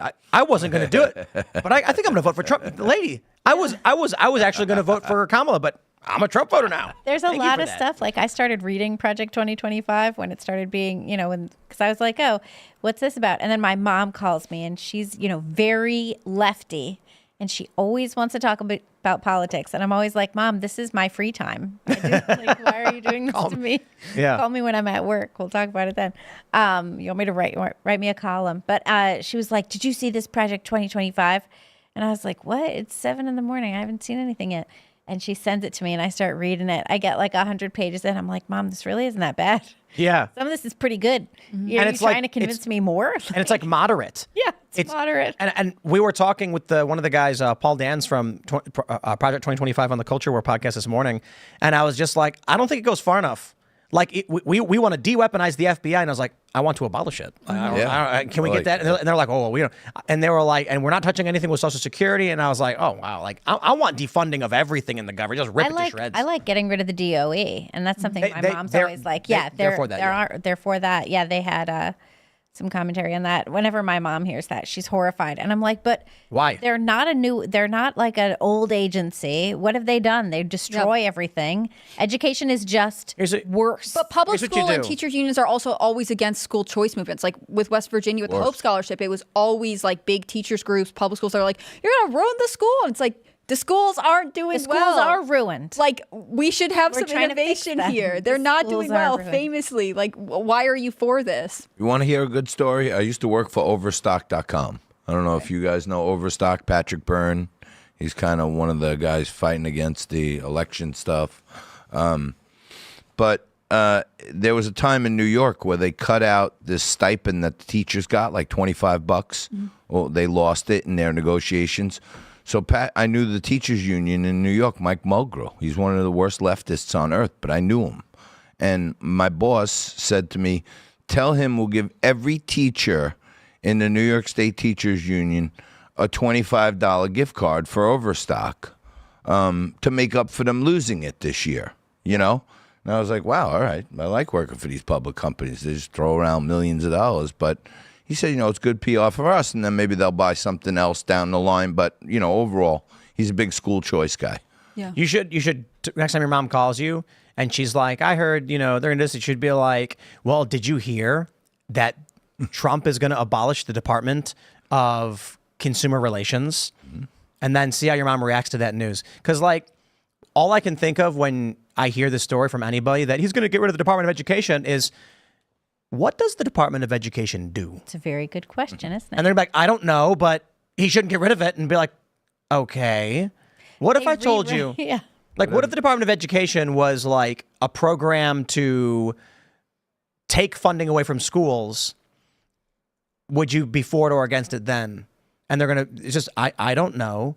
They have no, like. They don't know what it does. I mean, what if your mom calls you and you're like, yeah, Trump's going to empower teachers to have more influence in the classroom and really be able to do all this stuff because we're taking the federal government out of schools, right? For like, sure. you could sell this to her in a way that I'm sure she would be like, No. I mean, you can't say the end of my sentence, but like, it's fascinating to me that it's like, no matter what, if they hear it from a pundit, they're like, well, Rachel Maddow says it's bad, so I don't trust it at all. Exactly. If I did get her to stop watching Rachel Maddow last year. Congratulations. That's a big one. Send your mom the Newsbusters Borders Are video. That's perfect. Where they're like, they keep calling her Borders Are. But I think the issue for the most part is for anyone's family member, you cannot tell them, well, actually, Trump's going to do a good thing. Another good thing. They're going to go, nope. I watch, Jake Tapper. No. You've got to break the absurdity by agreeing with them in a way that makes no sense, and just to see like where they're at in their cult mentality. Like, the U.S. Department of Stonemasonry is going to get gutted, and I'm really worried about that. You better tell all your friends, and then just have them go around saying the most nonsensical, stupid things. Yeah, because it doesn't exist. And they don't know that, and they don't even know what the Department of Education is or does. And when this lady said, read Project 2025, she didn't. She read nothing about it. She heard some crackpot game of telephone, and then she believed it. Mm-hmm. And that's where we are, and that's who's voting. The DOE, to your question before, what do they really do? They basically just play out the orders of the teachers' unions. Randy Weingarten, basically, the national head of the teachers' union, she basically tells the DOE what to do. Mm-hmm. And, the local unions, they bully them around, basically. I grew up in Connecticut, and I remember one of my high school, because I went to public school in high school, and I remember one of my teachers saying that, and I can't remember how this works exactly. Someone will be better at quoting this than I am, sure, in the comments. But basically, like, to be a teacher in Connecticut, you had to be a part of the union, even if you didn't want to be. So even if you didn't have any kind of involvement with them, you still had to give them money, which I think is fascinating, right? Like, it's there to support teachers, but actually not at all. It's mostly to hold you hostage.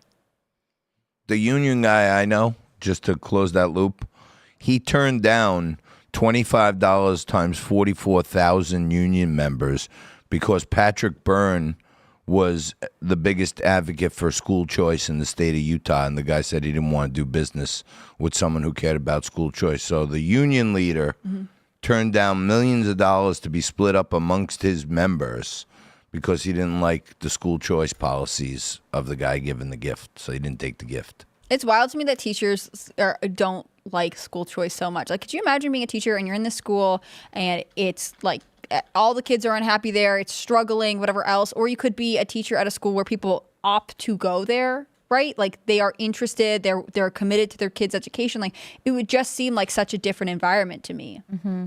I want to pull up this story from The Atlantic. Kamala Harris and the threat of a woman's laugh. Criticism of emotional expression has long been a weapon of choice for those wanting to cut down women in political power. And I got to say, I was terrified, actually, just a moment ago. Libby laughed as I was trying to read this, and it sent chills down my spine. Oh, no, she's doing it again. It Stop. makes me cry. Stop. Okay, Kamala Harris has that mental disorder where you laugh at inappropriate times. I don't know what it's called. The Simpsons made fun of it with Dr. Hibbert. And this is what they have to do to run interference to protect people like Kamala Harris because she is a cackling fiend. I like that she's both the girl boss, top prosecutors against Trump, and a victim, right? Because people are mean to her. She's got to also be a victim. It's crazy how she can do everything. Yeah.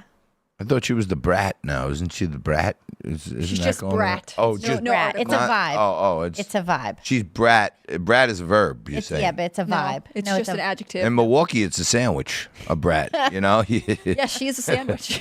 There you go. Here's what they say. Look at this. Donald Trump doesn't really laugh. He smirks. He bares his teeth silently. Sometimes he folds his arms or shakes his head to register humor, as he did in a rally in Florida, blah, blah, blah. But he rarely laughs. Mary Trump, his niece, has said that Fred Trump, the former president's father, drilled into his son that laughing is to make yourself vulnerable. It's to let down your guard in some way, to lose a little bit of control. That can't happen. Oh, that's nonsense. We shouldn't be able. The media should not be able to use Mary Trump as a credible source for anything going on with Donald Trump. Remember how she wrote that book and obviously does not get invited to anything family related? I don't understand how it could be more patently obvious. She doesn't like him and probably would not give accurate information. Mary Trump's the RFK of the Trump family. They all. At least he's kind of cool. You know what I mean? No, but I mean the whole family hates him, hate and him. I would assume Mary. This is so wild. In many recent cultures, laughter for women has been an outright transgressive act. Under Taliban rule in Afghanistan, the former First Lady Laura Bush noted in a 2001 speech, women faced beatings if they were seen laughing. And this is what is apparently, according to The Atlantic, behind men's criticism. Those who seem triggered by Harris's laugh, though, might feel the way they do for a reason. In her book, The Unruly Woman, Gender and the Genres of Laughter, the media scholar Kathleen Rowe Carlin remarks that when women laugh on film and television, they reframe themselves as subjects rather than objects, asserting their right to an emotional response. Women also laugh when they eat salads. Really? Yes. Someone brought this up the other day in all advertising. She's looking at me like, no, he's not. Woman laughing alone, it's eating true. It's the salad. stock images of women. Stock image. There's a meme about if you look up women eating salad, they're always laughing. As if there's something funny about eating a salad. And what really drives me is And they're always alone. They're always alone eating the salad. And the thing is okay, I got to be honest. Sometimes I go out to eat with my friends and I will laugh in the middle of my meal, but I don't pick up my cheeseburger, hold it to my face, and just bust out laughing while holding I put the cheeseburger down if someone's talking to me. You don't gaze at the cheeseburger. I don't take a fork and stick it in my tomato and lettuce, hold it to my mouth, and go, now finish your joke. But that's what stock photos show. So the real issue here is that Kamala Harris was probably told by some consultant, laugh. And dude, watch her when she's being questioned. And it is the most insane thing. I saw recently, she's being interviewed and some guy goes, recently you've been criticized as the most liberal member of the Senate. And she goes, and why are you laughing? It's a real question. It's an actual, inquiry. I don't understand the laughter all the time, nonstop. Was this article written by a woman? Yes, of course. Yeah, of course it was. See, this is the thing. I Also- feel like it's just also female who- insecurity right now. Do they say who wrote it? We think This because book, Sophie. this book about probably women Random laughing House, probably one of the is top a publishing problem companies. thing. The thing is, it just to me screams female insecurity, right? I think Kamala Harris laughs at a weird time. I think her laugh is kind of like somebody on the Culture War this morning called her the cackler in chief, right? It's not Cackling Kamala. Lots of literature and love letters and all kinds of stuff has been devoted to how beautiful some women's laugh are. She's not one of them. Well, and the then thing this is- girl is like, well, if they're laughing at Kamala's laugh, then they're also laughing at all women's laughs. Well, the calm thing down. is, it has to be, any criticism of this candidate has to be reframed as misogyny and racism. That's the only chance they even remotely have. And, to be honest, it's not a bad chance. It has steered culture for the past several years. The entire Me Too movement was anything you say about women is probably misogynistic and you deserve to lose your job or you're racist. We should call Kamala Cackling Kamala. You like cackling Kamala? Yeah, because it as a meme, it highlights that she laughs all the time, and it'll put the seed in people's minds to pay attention when she talks because she laughs inappropriately, and then it will put some negative pressure where she'll have to reconsider this, or people will be like, "Why are you laughing?" Yeah, she does laugh all the time. It's Everything. Everything. I'm not kidding. I'm not I kidding. agree with you. It's a form of distraction that she uses. Well, Hillary did the same thing. Yeah. And my theory is that the consultants are telling female candidates, you can't be commanding like a man. It comes off as whingy, or naggy. So you have to come off as playful and exciting. And that's the strategy there. And I think, I don't know that that's right, but I can tell you when AOC went on stage in the Bronx and was yelling and pumping her fist, it did not sound inspiring. It was cringe. It was very cringy. Yeah. Yeah, who was she out there with? Jamal Bowman, and he lost, right? Yeah, and then she Got distanced crushed. herself from him. Yeah, well, because She he was lost. I'm very busy. Before his race, she was distancing herself Yeah. from him because she knew he was going to lose. Well, he was polling bad. Yep. And she knows. And that's why AOC is like, we cannot remove Joe Biden. And the next day she's like, I'm for Kamala. Yeah. They all are. It's funny. On a dime, they're instantly for whoever they're told to be into. That's what they do. They coalesce around a person. They do what they're told, and then they tell you all that it was organic. Right. The Republicans had a civil wasn't war over organic. Trump. DeSantis, Vivek, Nikki Haley. And DeSantis was the real big contender against Trump. But that was a civil war in MAGA world. Right. It's as organic as Kamala Harris's laugh and or that Obama phone call that we got a nice video of today, right? Where the Obamas call and endorse her and they all act like they're best buds. It's I understand that there's always going to be a certain level of like marketing and theatrics in politics, right? But I just can't imagine that voters are looking at this and being like, wow, we're being given a very genuine insight into Kamala Harris's life. I mean, it reads very fake to me. And I think that is not actually what people want right now. Fakeness? You don't think people want fakeness? Well, I think it's like when you have a culture that created vlogging, right? Like influencers who are constantly kind of oversharing, overexposing their lives. I think people are very attuned to when they are being sold something now. And I think they're really good trying point, yeah. to sell Kamala. That's why they're doing this whole brat thing. That's why they're doing this whole like, she's one of us, kind of. So do I have that wrong? School me on this. So it's not the brat or a brat. Brat is just like a state of mind, you're saying. Yeah, it's like from this UK singer. It's like a Riz. It's the like a name Riz. of Charlie XCX's album, and it's like you know the term like cool girl summer or like hot girl summer?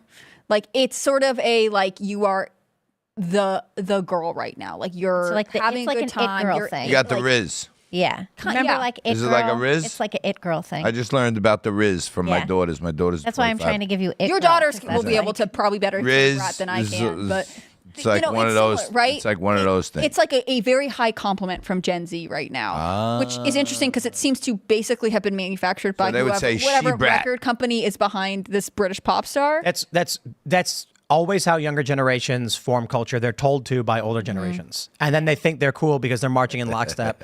And And then it turns out that the Sex Pistols were a manufactured boy band. yeah, of course. Heartbreaking. I went to a skate park and I saw Black Lives Matter spray painted, and these kids think they're edgy for spray painting what Walmart told them to spray paint. Right. And I'm like, that's not very edgy, dude. You My guys- complaint is that it's like probably a British record label, right? Like, why are Yeah. we letting the Brits have? And all the love to my people, but like, why do they have so much influence on American politics for the Democrats right now? I think that it's very much a natural cycle because the right, I suppose, and people of more traditional values do not engage kids the way the corporations do, and these institutions have been dominated by the left for some time.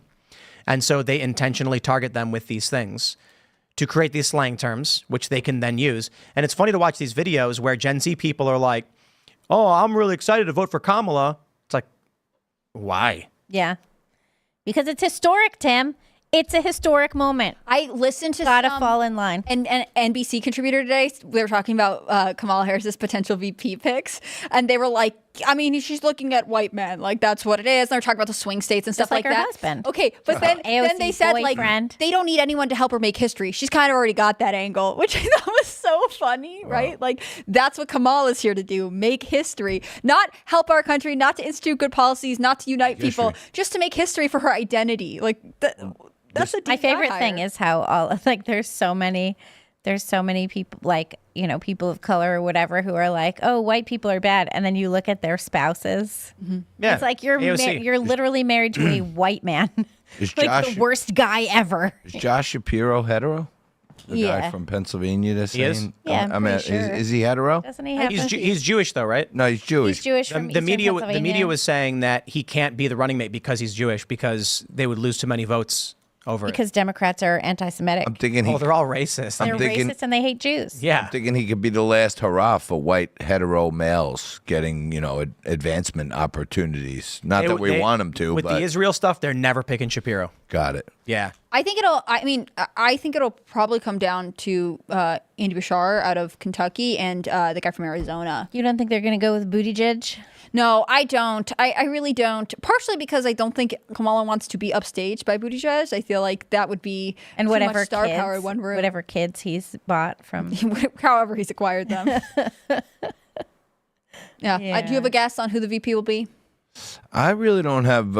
I really don't have a strong sense that Kamala's even going to make it to November, to be quite honest with you. So Think there'll be a challenge? I don't know if it's going to be a challenge or, at this point, it's, musical presidential candidates going, and if you remember back to the primaries, Buttigieg was leading, right? And then they wanted him. And then all of a sudden, Biden made a deal with Clyburn and Obama that he's going to win on Super Tuesday, but he's going to do anything they say. So, Right. They've had him. Now it doesn't look. It almost looks like Kamala beat Obama to the punch, right? And Obama was kind of like forced into. Yeah, I think Obama didn't want to. He got outplayed. Yeah, I think he got outplayed by her and Biden, but I don't know. I mean, I personally think they're going to go with, a gay person or another minority person. I don't think male matters to them. There's really a bunch of hell lot. female governors who are kind of saying like, no, we are ready for a 2-woman ticket. I think that I don't think that's true. I don't think it's true at all.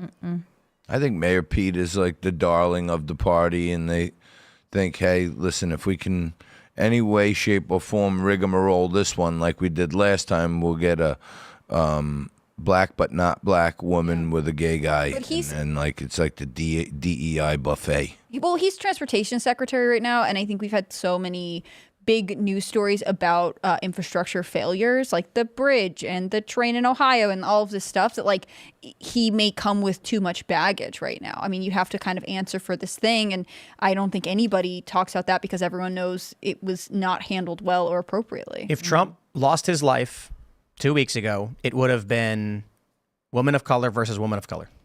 And they would have been going like, it doesn't matter who you vote for. Both of them want war with Iran, and both of them are women of color. Yep. You're right about that. And then Trump, you know what really happened? Because they don't want to admit this. FBI Director Wray, he doesn't want to admit this. Trump was there, and he looked over to his right, and he saw the guy on the top of the building, and he saw the guy who, with his keen eagle eyes, Trump saw the finger on the trigger, and then he smirked and tilted his head perfectly and went right past him, and he went, ha! It was all part of his plan. Matrix. That's the gag, though. When they're saying, like, he wasn't even shot by a bullet, we go the other way in the exact opposite. In fact, you saw Donald Trump raise his hand to his head when it happened. What actually happened was, as the bullet was coming, he swatted it away, but he was so fast, he hit himself in the ear, and it was actually his lightning speed which created a vacuum which sliced his own ear because Trump is too fast and too strong. That's what happened. That's right. pretty funny. I That's like right. that one. It was his G Prime ring. Yeah. George Alexopoulos drew the picture. Right after it happened, he drew a picture of Trump going like this and swatting the bullet. I thought that was hilarious because he raises his hand to his head. Yeah. He's like, Yeah. whip it away. That was another great moment at the convention where Trump said, look at this chart. I love that chart. He said, I love that chart. I didn't really get to see it last time. Yeah. It's the only good thing illegal immigration has ever done for our country, which is to create a reason to make that chart to give Trump something to lock at. Sorry, I was terrible delivery on that line. But you know what really worries me is that the deep state has gotten really bad at everything, including assassinations. Yeah. And I think this is actually the strong message to the people. It's maybe you like the deep state. Maybe you're sitting here saying, it's good that we have intelligence agencies running things behind the scenes to keep us all safe. And then I say to you, dude, they can't even assassinate a guy anymore. They're screwing everything up. Right. Like, it's time for an overhaul, right? They've lost control of everything. They are winging it. They are panicked. I'm just, in my mind, watching that live stream when the bullet goes past Trump, and then he gets back up and yells, fight. Kamala Harris just goes, spitting out her coffee at the fact that Trump survived. Yeah. I think... Yeah, she didn't like that. I think a lot of people didn't like it. I mean, that's why you got like Joy Reid saying it's suspicious that they let him stop for that photo op. Like, you have this iconic moment of somebody seeing people who have come to support him, like terrified, not sure what's going on, and like offering them comfort, and you make it something cynical and bad. Mm-hmm. I just love all these like slang terms that Gen Z uses because they're just like words made up by corporations. Yeah. And then they're just like, I'm going to say the thing that other people are saying. But I'm not trying to rag on it. It's what everybody did. You know what I mean? Every generation goes through that period. And then you get a little older and you're like, that's why I was saying that? Because Interscope wanted me to say that? That's so lame. Like they have market research groups and they're like, which t-shirt should we do? Should we do funk? Nah, it doesn't work. What about blip? Nah. Brat. Well, maybe. Let's try that one. And then they go to a bunch of teenage girls and they're like, brat. And they're like the dolls we play with as kids. Right. And now. Just like that. Just like that. And it works. And now they're all posting it. And it's, and it's actually pretty cringe. Brat used to be kind of an insult. Now it's kind of a compliment. But that's the play. Is that what happened? That's sort of how it goes. Yeah. That's what I'm saying. But now brat. The implication is that you're arrogant, cocky, and you're your own person. You brat, but you cool. Yeah, bad means good. Remember that? You're cool because you're brat. Yeah, you're cool because you're brat. It is funny because there was that period in the 90s where bad meant good, but now bad means bad again. And nobody says bad. Wasn't that a good. song? Bad Yeah, it meaning was bad. Michael but bad. Jackson. Yeah. He had a Bad. whole album. Bad. Yes, but that was literal. He was saying, I'm bad. You know it. Yeah. And then as time went on, I was like, bad. But nobody says that anymore. No, people Super say bad. sick. You could say sick. That means good. Super bad. But even Like loving it? Like that? I don't Super know bad? anybody who's ever said super bad as a type of compliment. Sick isn't really even said that often anymore. Now it's based. Yeah, people say that. Yeah, based. Well, Based and conservatives cringe. say that. I don't think. No, left says it all the time. Really? Yeah. Gen Z leftists, especially on X, say based. Funny. What do they say is based? I mean, when Kamala's laugh. when your brain doesn't work properly, Kamala's laugh, and it's like actually that is cringe. So it's not whack. Whack is not cool anymore. WHACK, whack. I don't know that whack. Was I ever still cool. say whack. I think whack's a great slang All right. term. Like it's just the best way to describe situations. Something We like need to whack. come up with a slang term for Kamala that's a compliment, but it sounds awful. You should do a poll. She's so gargle. Gargle. Don't tell your kids. We're going to read super chats, so smash that like button. 1 like equals 1 fight, fight, fight. And share the show with your friends. Become a member at timcast.com. Let's see what you got. Clint Torres is back. Howdy, people. First place. We were a little scared the other day because Clint Torres came in second place in super chats. He's always first. Joe Mama says, howdy. Clint Torres says, Tim, what had more calluses than Kamala's knees? My fingers after training all night to 80s music to regain my first super chatter crown. Oh, are you smashing refresh? There you go. Big 7588 says, let us congratulate France on hosting the 2024 Extra Special Olympics. Ali London posted this. It's a great tweet. 1992 opening ceremony versus 2024. And it's the guy firing the flaming arrow into the basin or whatever from way up high. And I'm just like, I'm watching this clip and I'm like, there's no way he did that. That's crazy. And then you watch this one and it's just like morbidly obese degenerates, Dancing around for children. Yeah, with children. Yeah, with children. Man. Ali sent that. Ali London posted it. Good guy. Posted it for I had him on my show. Yeah. He's interesting. He was almost removed his hardware.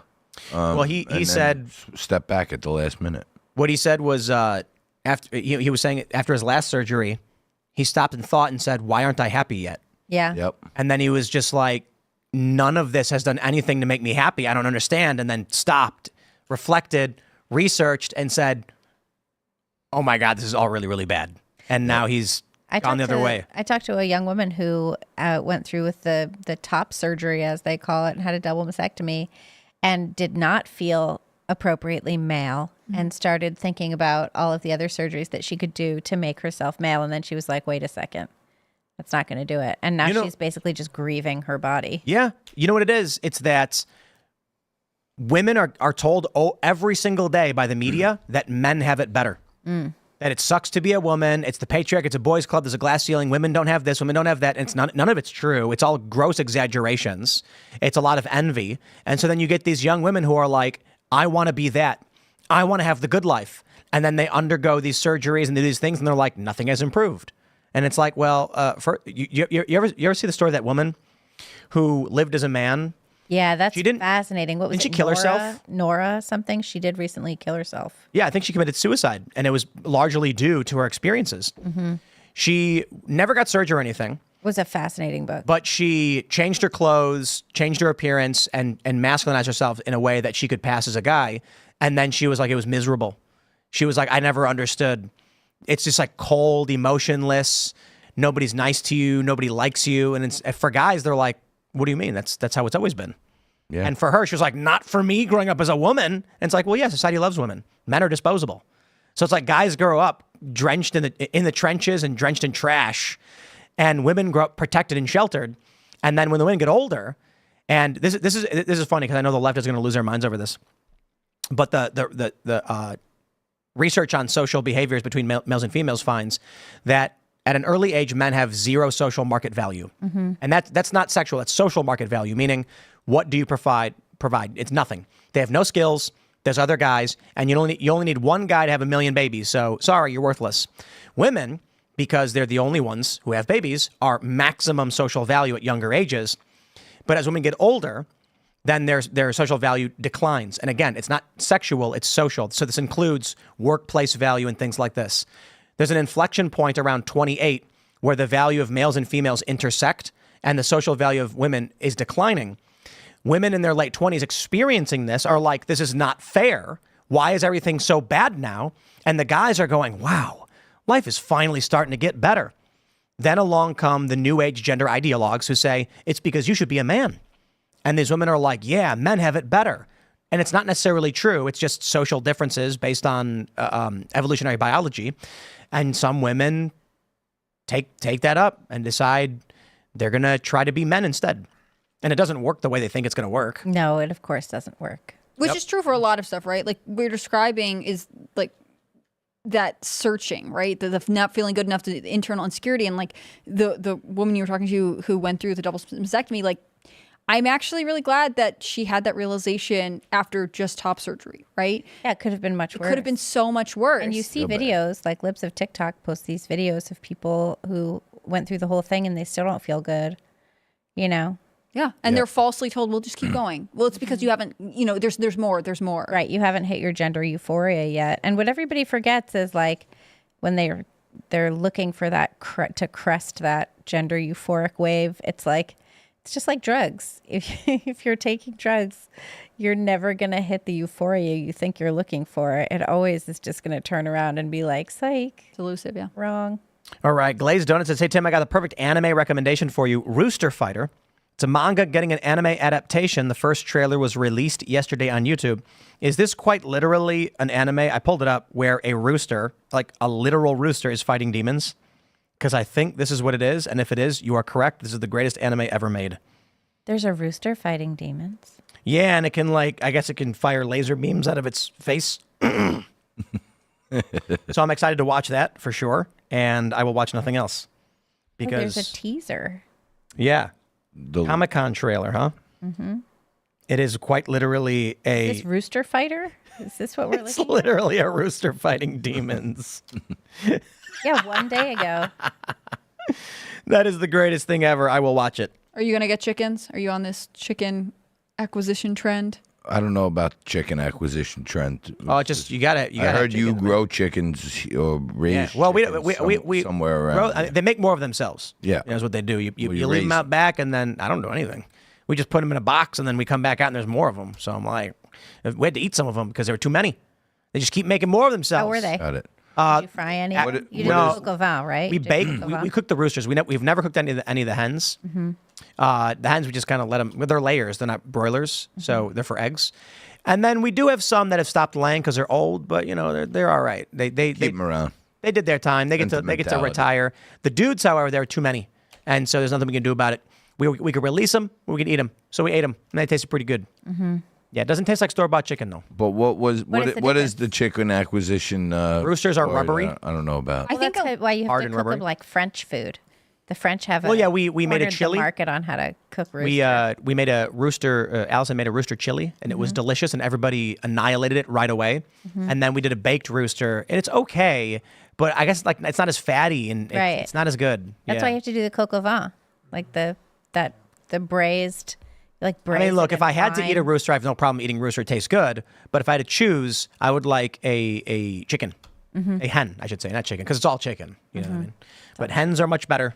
I think a lot of people, especially during post-COVID, but it's probably going on for a long time, are a lot of people have started, getting their own chickens and being like, well, I can just have my own eggs. And it's sort of that like return to independence in a lot of ways. I don't know if Staten Island would be, interested in having a backyard chicken farm. But I bet there's some Staten Islanders there probably who have are, chickens. right? There's I'm rooftop. sure there are, but There's rooftop farms all over Brooklyn, and people have chickens and stuff. Like that is happening. This could be you. Yeah. she must be talking about the all the new upcoming parts of Brooklyn. Greenpoint. Yeah, exactly. Where all the prepsters are, Yeah. But there's some of that going $5 on. million brownstones. Yeah. Mavro, Staten Island, we go to Boston Market. Mavro St. John nails it with the super chat. He says, I messaged years ago, about that the left and the right were like the Horde and the Alliance. Congrats. Sylvanas is about to burn down the world tree, and the Horde is going, yeah, but why would she do that? I completely agree with that analogy. That's true. Isn't it exactly like Sylvanas burning down the world tree? I don't know what that is. Oh, man. All right. Well, where do we begin? So Sylvanas is, what is she? She's undead. Is she a lich? Basically, she was the, I'm not going to get into it. World of Warcraft, by the way. Is it World of Warcraft? Yeah, Sylvanas is the Banshee Queen, and she was raised by the Lich King, and so basically she's condemned to hell for eternity, and she burns down the world tree, which is, what is that? Was that Darnassus? Teldrassil. Teldrassil, right. I'm looking it up right now. Yeah, is Darnassus the right name of the city? In Teldrassil? I don't have that information. Yeah, and then it's been a while, but she shatters the veil between realities and then conspires with the, I don't know, you guys, I haven't played World of Warcraft since that Shadow whatever came out. Damn. Legion was the last one I played, so I only know this tangentially. I haven't played World of Warcraft ever. So all the cards you're saying right now and names, my brother Todd would probably. Well, they're not. They're characters, and there's no cards. Oh, it's like a video. It's a computer game, right? Yeah, it's an RPG, open world MMO RPG. So I thought it started out years ago with the Warcraft with the cards. And no. Warcraft was a overhead view strategic game, the first Warcraft. Where you build barracks and you have peasants and peons who go and cut down wood and mine for gold, and then you build an army and you go to war with each other. And then World of Warcraft, I think they did Warcraft 2, 3, bunch of expansions.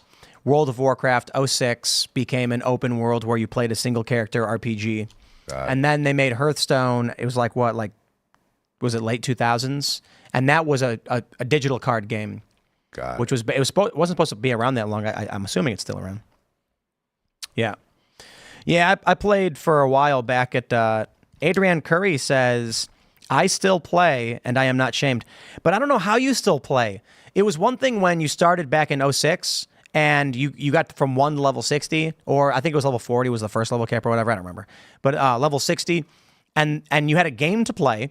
You had zones to go through. There were people of various levels, and you could interact with them, and some were too strong, and it was fun, because you're like, I'm a level 27 rogue, and I go into this area, and there's a 35, I'm Alliance, and there's a Horde, and he's going to kill me, I'm a PvP server. Oh, it's so much fun. Then you get to endgame, and you're strong, and I would always love playing the rogue and going into Orgrimmar, because I'd play Alliance. And then I just mess with people, because I have like a super strong character, and they'd be like, Alliance, and then they fight you. And then the expansions came out, and it was like, okay, 10 more levels. Now to the point where it's like, they had to reset the levels because the game's been around for too long. They need to make a World of Warcraft 2, get rid of all the old stuff and say, we're starting fresh with the new game, and everyone starts over at the beginning. So much bad stuff broke the game. The economy is totally ruined because of the size of the universe. Now it's just like, you can start the game off and instantly level up to the top to play with your friends. So there's no economy anymore. So now it's just like, there's no point. There's low. I haven't played in a minute, but at a low level, you can say like mine for ore, and then increase your mining ability, and then you have the secondary classes. But now none of that matters, because you instantly level up to the top, instantly get access to a lot of money from the dungeons you go to or the instances. Then you go and buy the resources from someone else, and they're all ridiculously expensive, and you instantly level up. It's boring. It's just massively boring, and so I abandoned it. Pay to play, it sounds like. I mean, sort of, but not really. It's just there's nothing to do. It used to be you started the game, you're level 1, and you're like, oh man, my friends are going to help me, we're going to level up, and I'm going to go on these adventures. And now it's just like, I started the game, I pressed the button, I'm level 50, and now I'm bored. Do you have I to just pay doesn't. to It get lost to it. level? Do you have to pay to get to level 50? When you buy the game, you get an an option to create a character to jump to a certain level, so that you can play with your friends. Because they were like, well, if someone's level, I don't even know what the max level is right now. What is it, 70? Let's see. What is this? Adrian Curry says, no one in the room understands, which makes this beautiful. I liked that they released Classic, which was the vanilla OG. That was fun. And then, I don't know. It's just My brother played World of Warcraft. I was really into it. I mean, it's just never something I was into. But maybe that's the thing is for computer 2006, games. man, that was I amazing. only ever got into like Sims and Sims 2, but that's effectively a virtual dollhouse. So I'm just very feminine, I guess. It was massively fun in 06. Unquestionably insane how fun it was. Massive communities, 40-person raids, exploring. And I loved glitch hopping and breaking into areas of the map that weren't yet released. Just endless amounts of entertainment. And then they were like, people are saying a level cap 70 now. So you used to be able to glitch hop, break into areas that weren't developed, and be in these weird, devoid landscapes. And then they were just like, we don't want anyone doing that. And they got rid of that. And I'm like, well, that's lame. You could find ways to glitch on top of places you couldn't get to. So you'd be standing above people and they couldn't get to you. And they're like, we're going to get rid of that. Then they introduced flying. And all of a sudden now you can just fly over anything. And it's like, boring. The hero's journey, but Boring. you get this magic of flight. That really made it boring. All right. LeBlanc Steven says Dionysus' cult is said to be the inspiration for the Last Supper and a lot of the myth around Jesus' life. They're insulting Christianity. That's how I take it. Okay, what have we here? Casually, Trevor says laser pointers are amazing. They really are. Isn't that crazy? Cool stuff. Vulture 1066 says feminists won. No female or male sport, just sport. That's right. And then there's no women. Yeah, I wonder, suffragettes or all these like early age feminists, if they would look at it today and be like, we tried so hard to give you guys a place in society and you just let yourself be destroyed. Actually, they wouldn't support this. There's no way any actual feminist, like old school age, would look at this modern iteration of it and say like, yeah, that's what we meant. Good job, guys. Yeah. No doubt. I did an event with Brandon Straka. You know Straka? Yeah, Did you guys been have him on? And I covered it for him, and I wanted to cover it, the walk-away movement, where they're trying to recruit Democrats to become Republicans. And there were people there that were proudly gay, and they're conservative and stuff.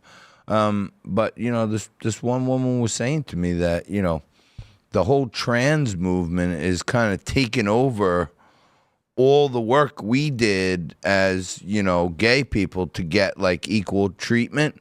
Now these trans people are coming in and they're basically destroying it because it's the gay rights is now all about the trans. And it's like they're bastardizing, women's rights, gay rights. It's like across the board. Yeah. All right. David Dorr says, you got to make the cherry Amerimocracy ice cream. It could be the new Neapolitan ice cream, but make it red, white, and blue instead of pink, white, and brown. It's actually a really good idea. It could be cherry, vanilla, blue raspberry, or blueberry. And then you've got a red, white, and blue cherry Amerimocracy. I like that. Cherry Amerimocracy is what Joe Biden said during his speech the other day. Cherry Marymocracy. He was trying to say cherish American democracy. Yeah, and he it said was cherry funny. Amerimocracy. I like Cherry that. Amerimocracy. What are you going to name your ice cream brand, Tim? Cherry Amerimocracy. Well, that's the flavor, but what's the brand name? Not Mr. Beast. Oh, yeah, we never even got into that. I have no idea. How about green groundhog? There you go. Okay. Green groundhog for ice cream? Yes, that's right. Not that. Will it have that cricket protein in it? Yeah, No. yeah. Oh, no cricket. It will be cherry Amerimocracy. Cherry Marymocracy. Cherry Amerimocracy. I like it, I think. All right. Stephen Richmond says, rumors have Trump currently considering the head of BlackRock for Treasury Secretary. Those second-term choices might not be much better. Rumors.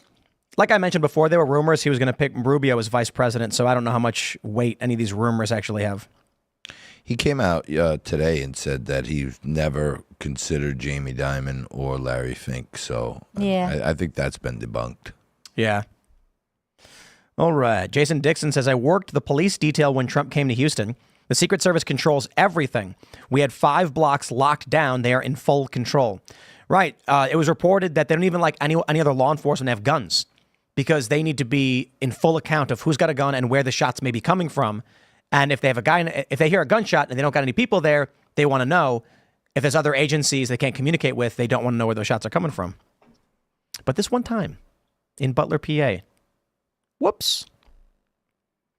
Steel Toad says the freaking venue was the easiest venue in the country to secure. WTF.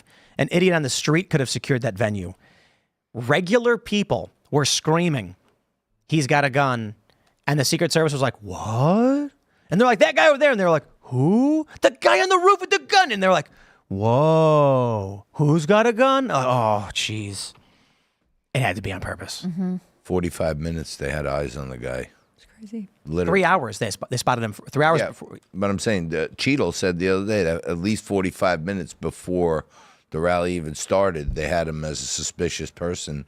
And a buddy of mine who just retired Secret Service out of Philly told me when they have somebody they think is suspicious, and sometimes it's just somebody who's a little wacky, they put a body man to that person. This is what I kept asking. Why was there not a plainclothes officer following them around? My buddy told me that when they think somebody is suspicious, not a threat, suspicious is one level down from threat, they put a body man to him and say, all right, listen, Junior, go follow that guy around for a few hours, for the next hour, check it. And they don't release, if there's a threat, they don't release the person they're protecting from holding.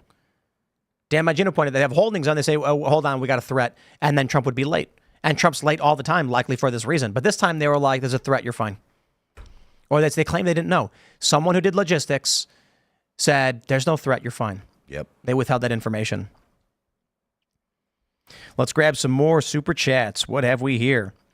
Mark the Shark says, as someone from CT, I can attest to what Hannah said, Hannah Claire, born and raised in CT and now in the Marine Corps, had to leave that state to live a better life. Yeah, Connecticut's an interesting state. I mean, I grew up in a really beautiful area, and I'm really grateful for the life that, like my childhood and stuff there. But, most of the people I know moved away or moved somewhere else. There's not a lot of industry. It's similar to West Virginia and Maine since it's got an aging population. It's got really high taxes. It's sad that this is sort of what you have to watch happen to places that would otherwise be, nice. Nice places to raise a family. Yeah.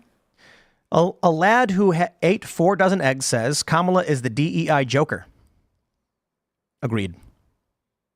It's on the money. Gandalf the Based says, Tim and team, I think I sit with Vivek on how we fight Harris.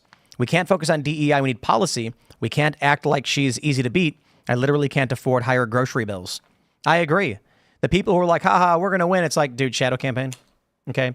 They're going to universal mail-in voting college students who are going to be like, I'm voting for who?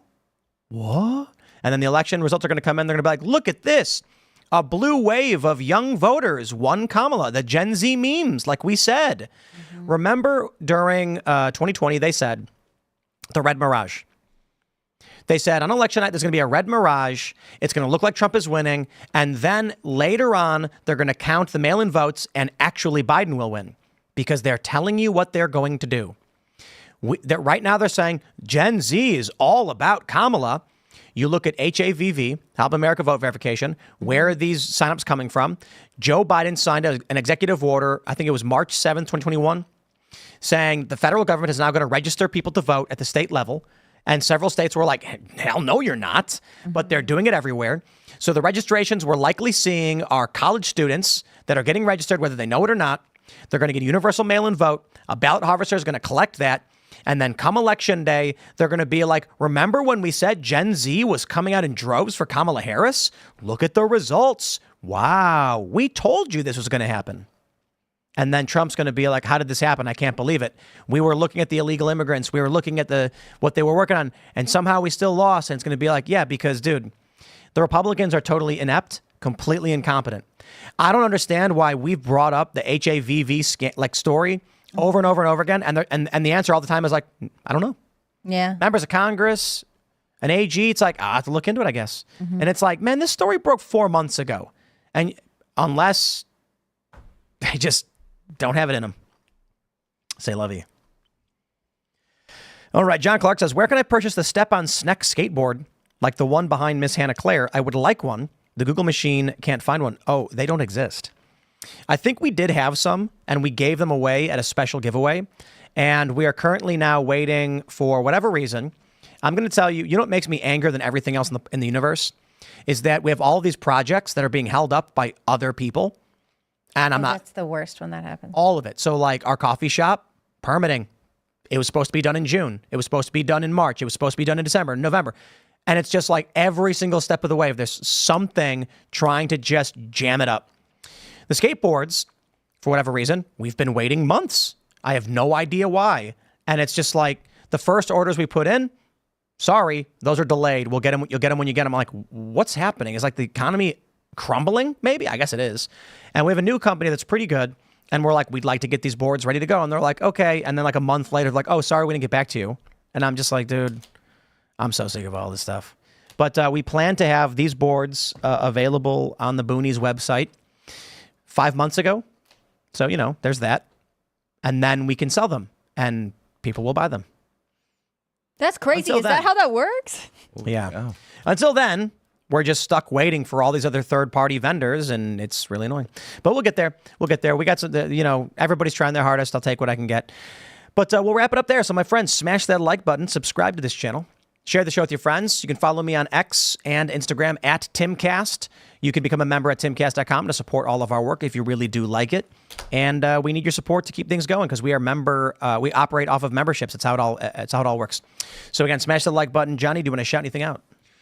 Just listen, keep doing what you're doing, brother, because we need more voices. I know some of the commenters are having fun with my accent and my background, but you know, I think we're common in that we speak, people speak. Yeah. And you know, we need more people like us. So God bless you. What you're doing, ladies, you're fantastic. Keep up the great work. And where can they find you?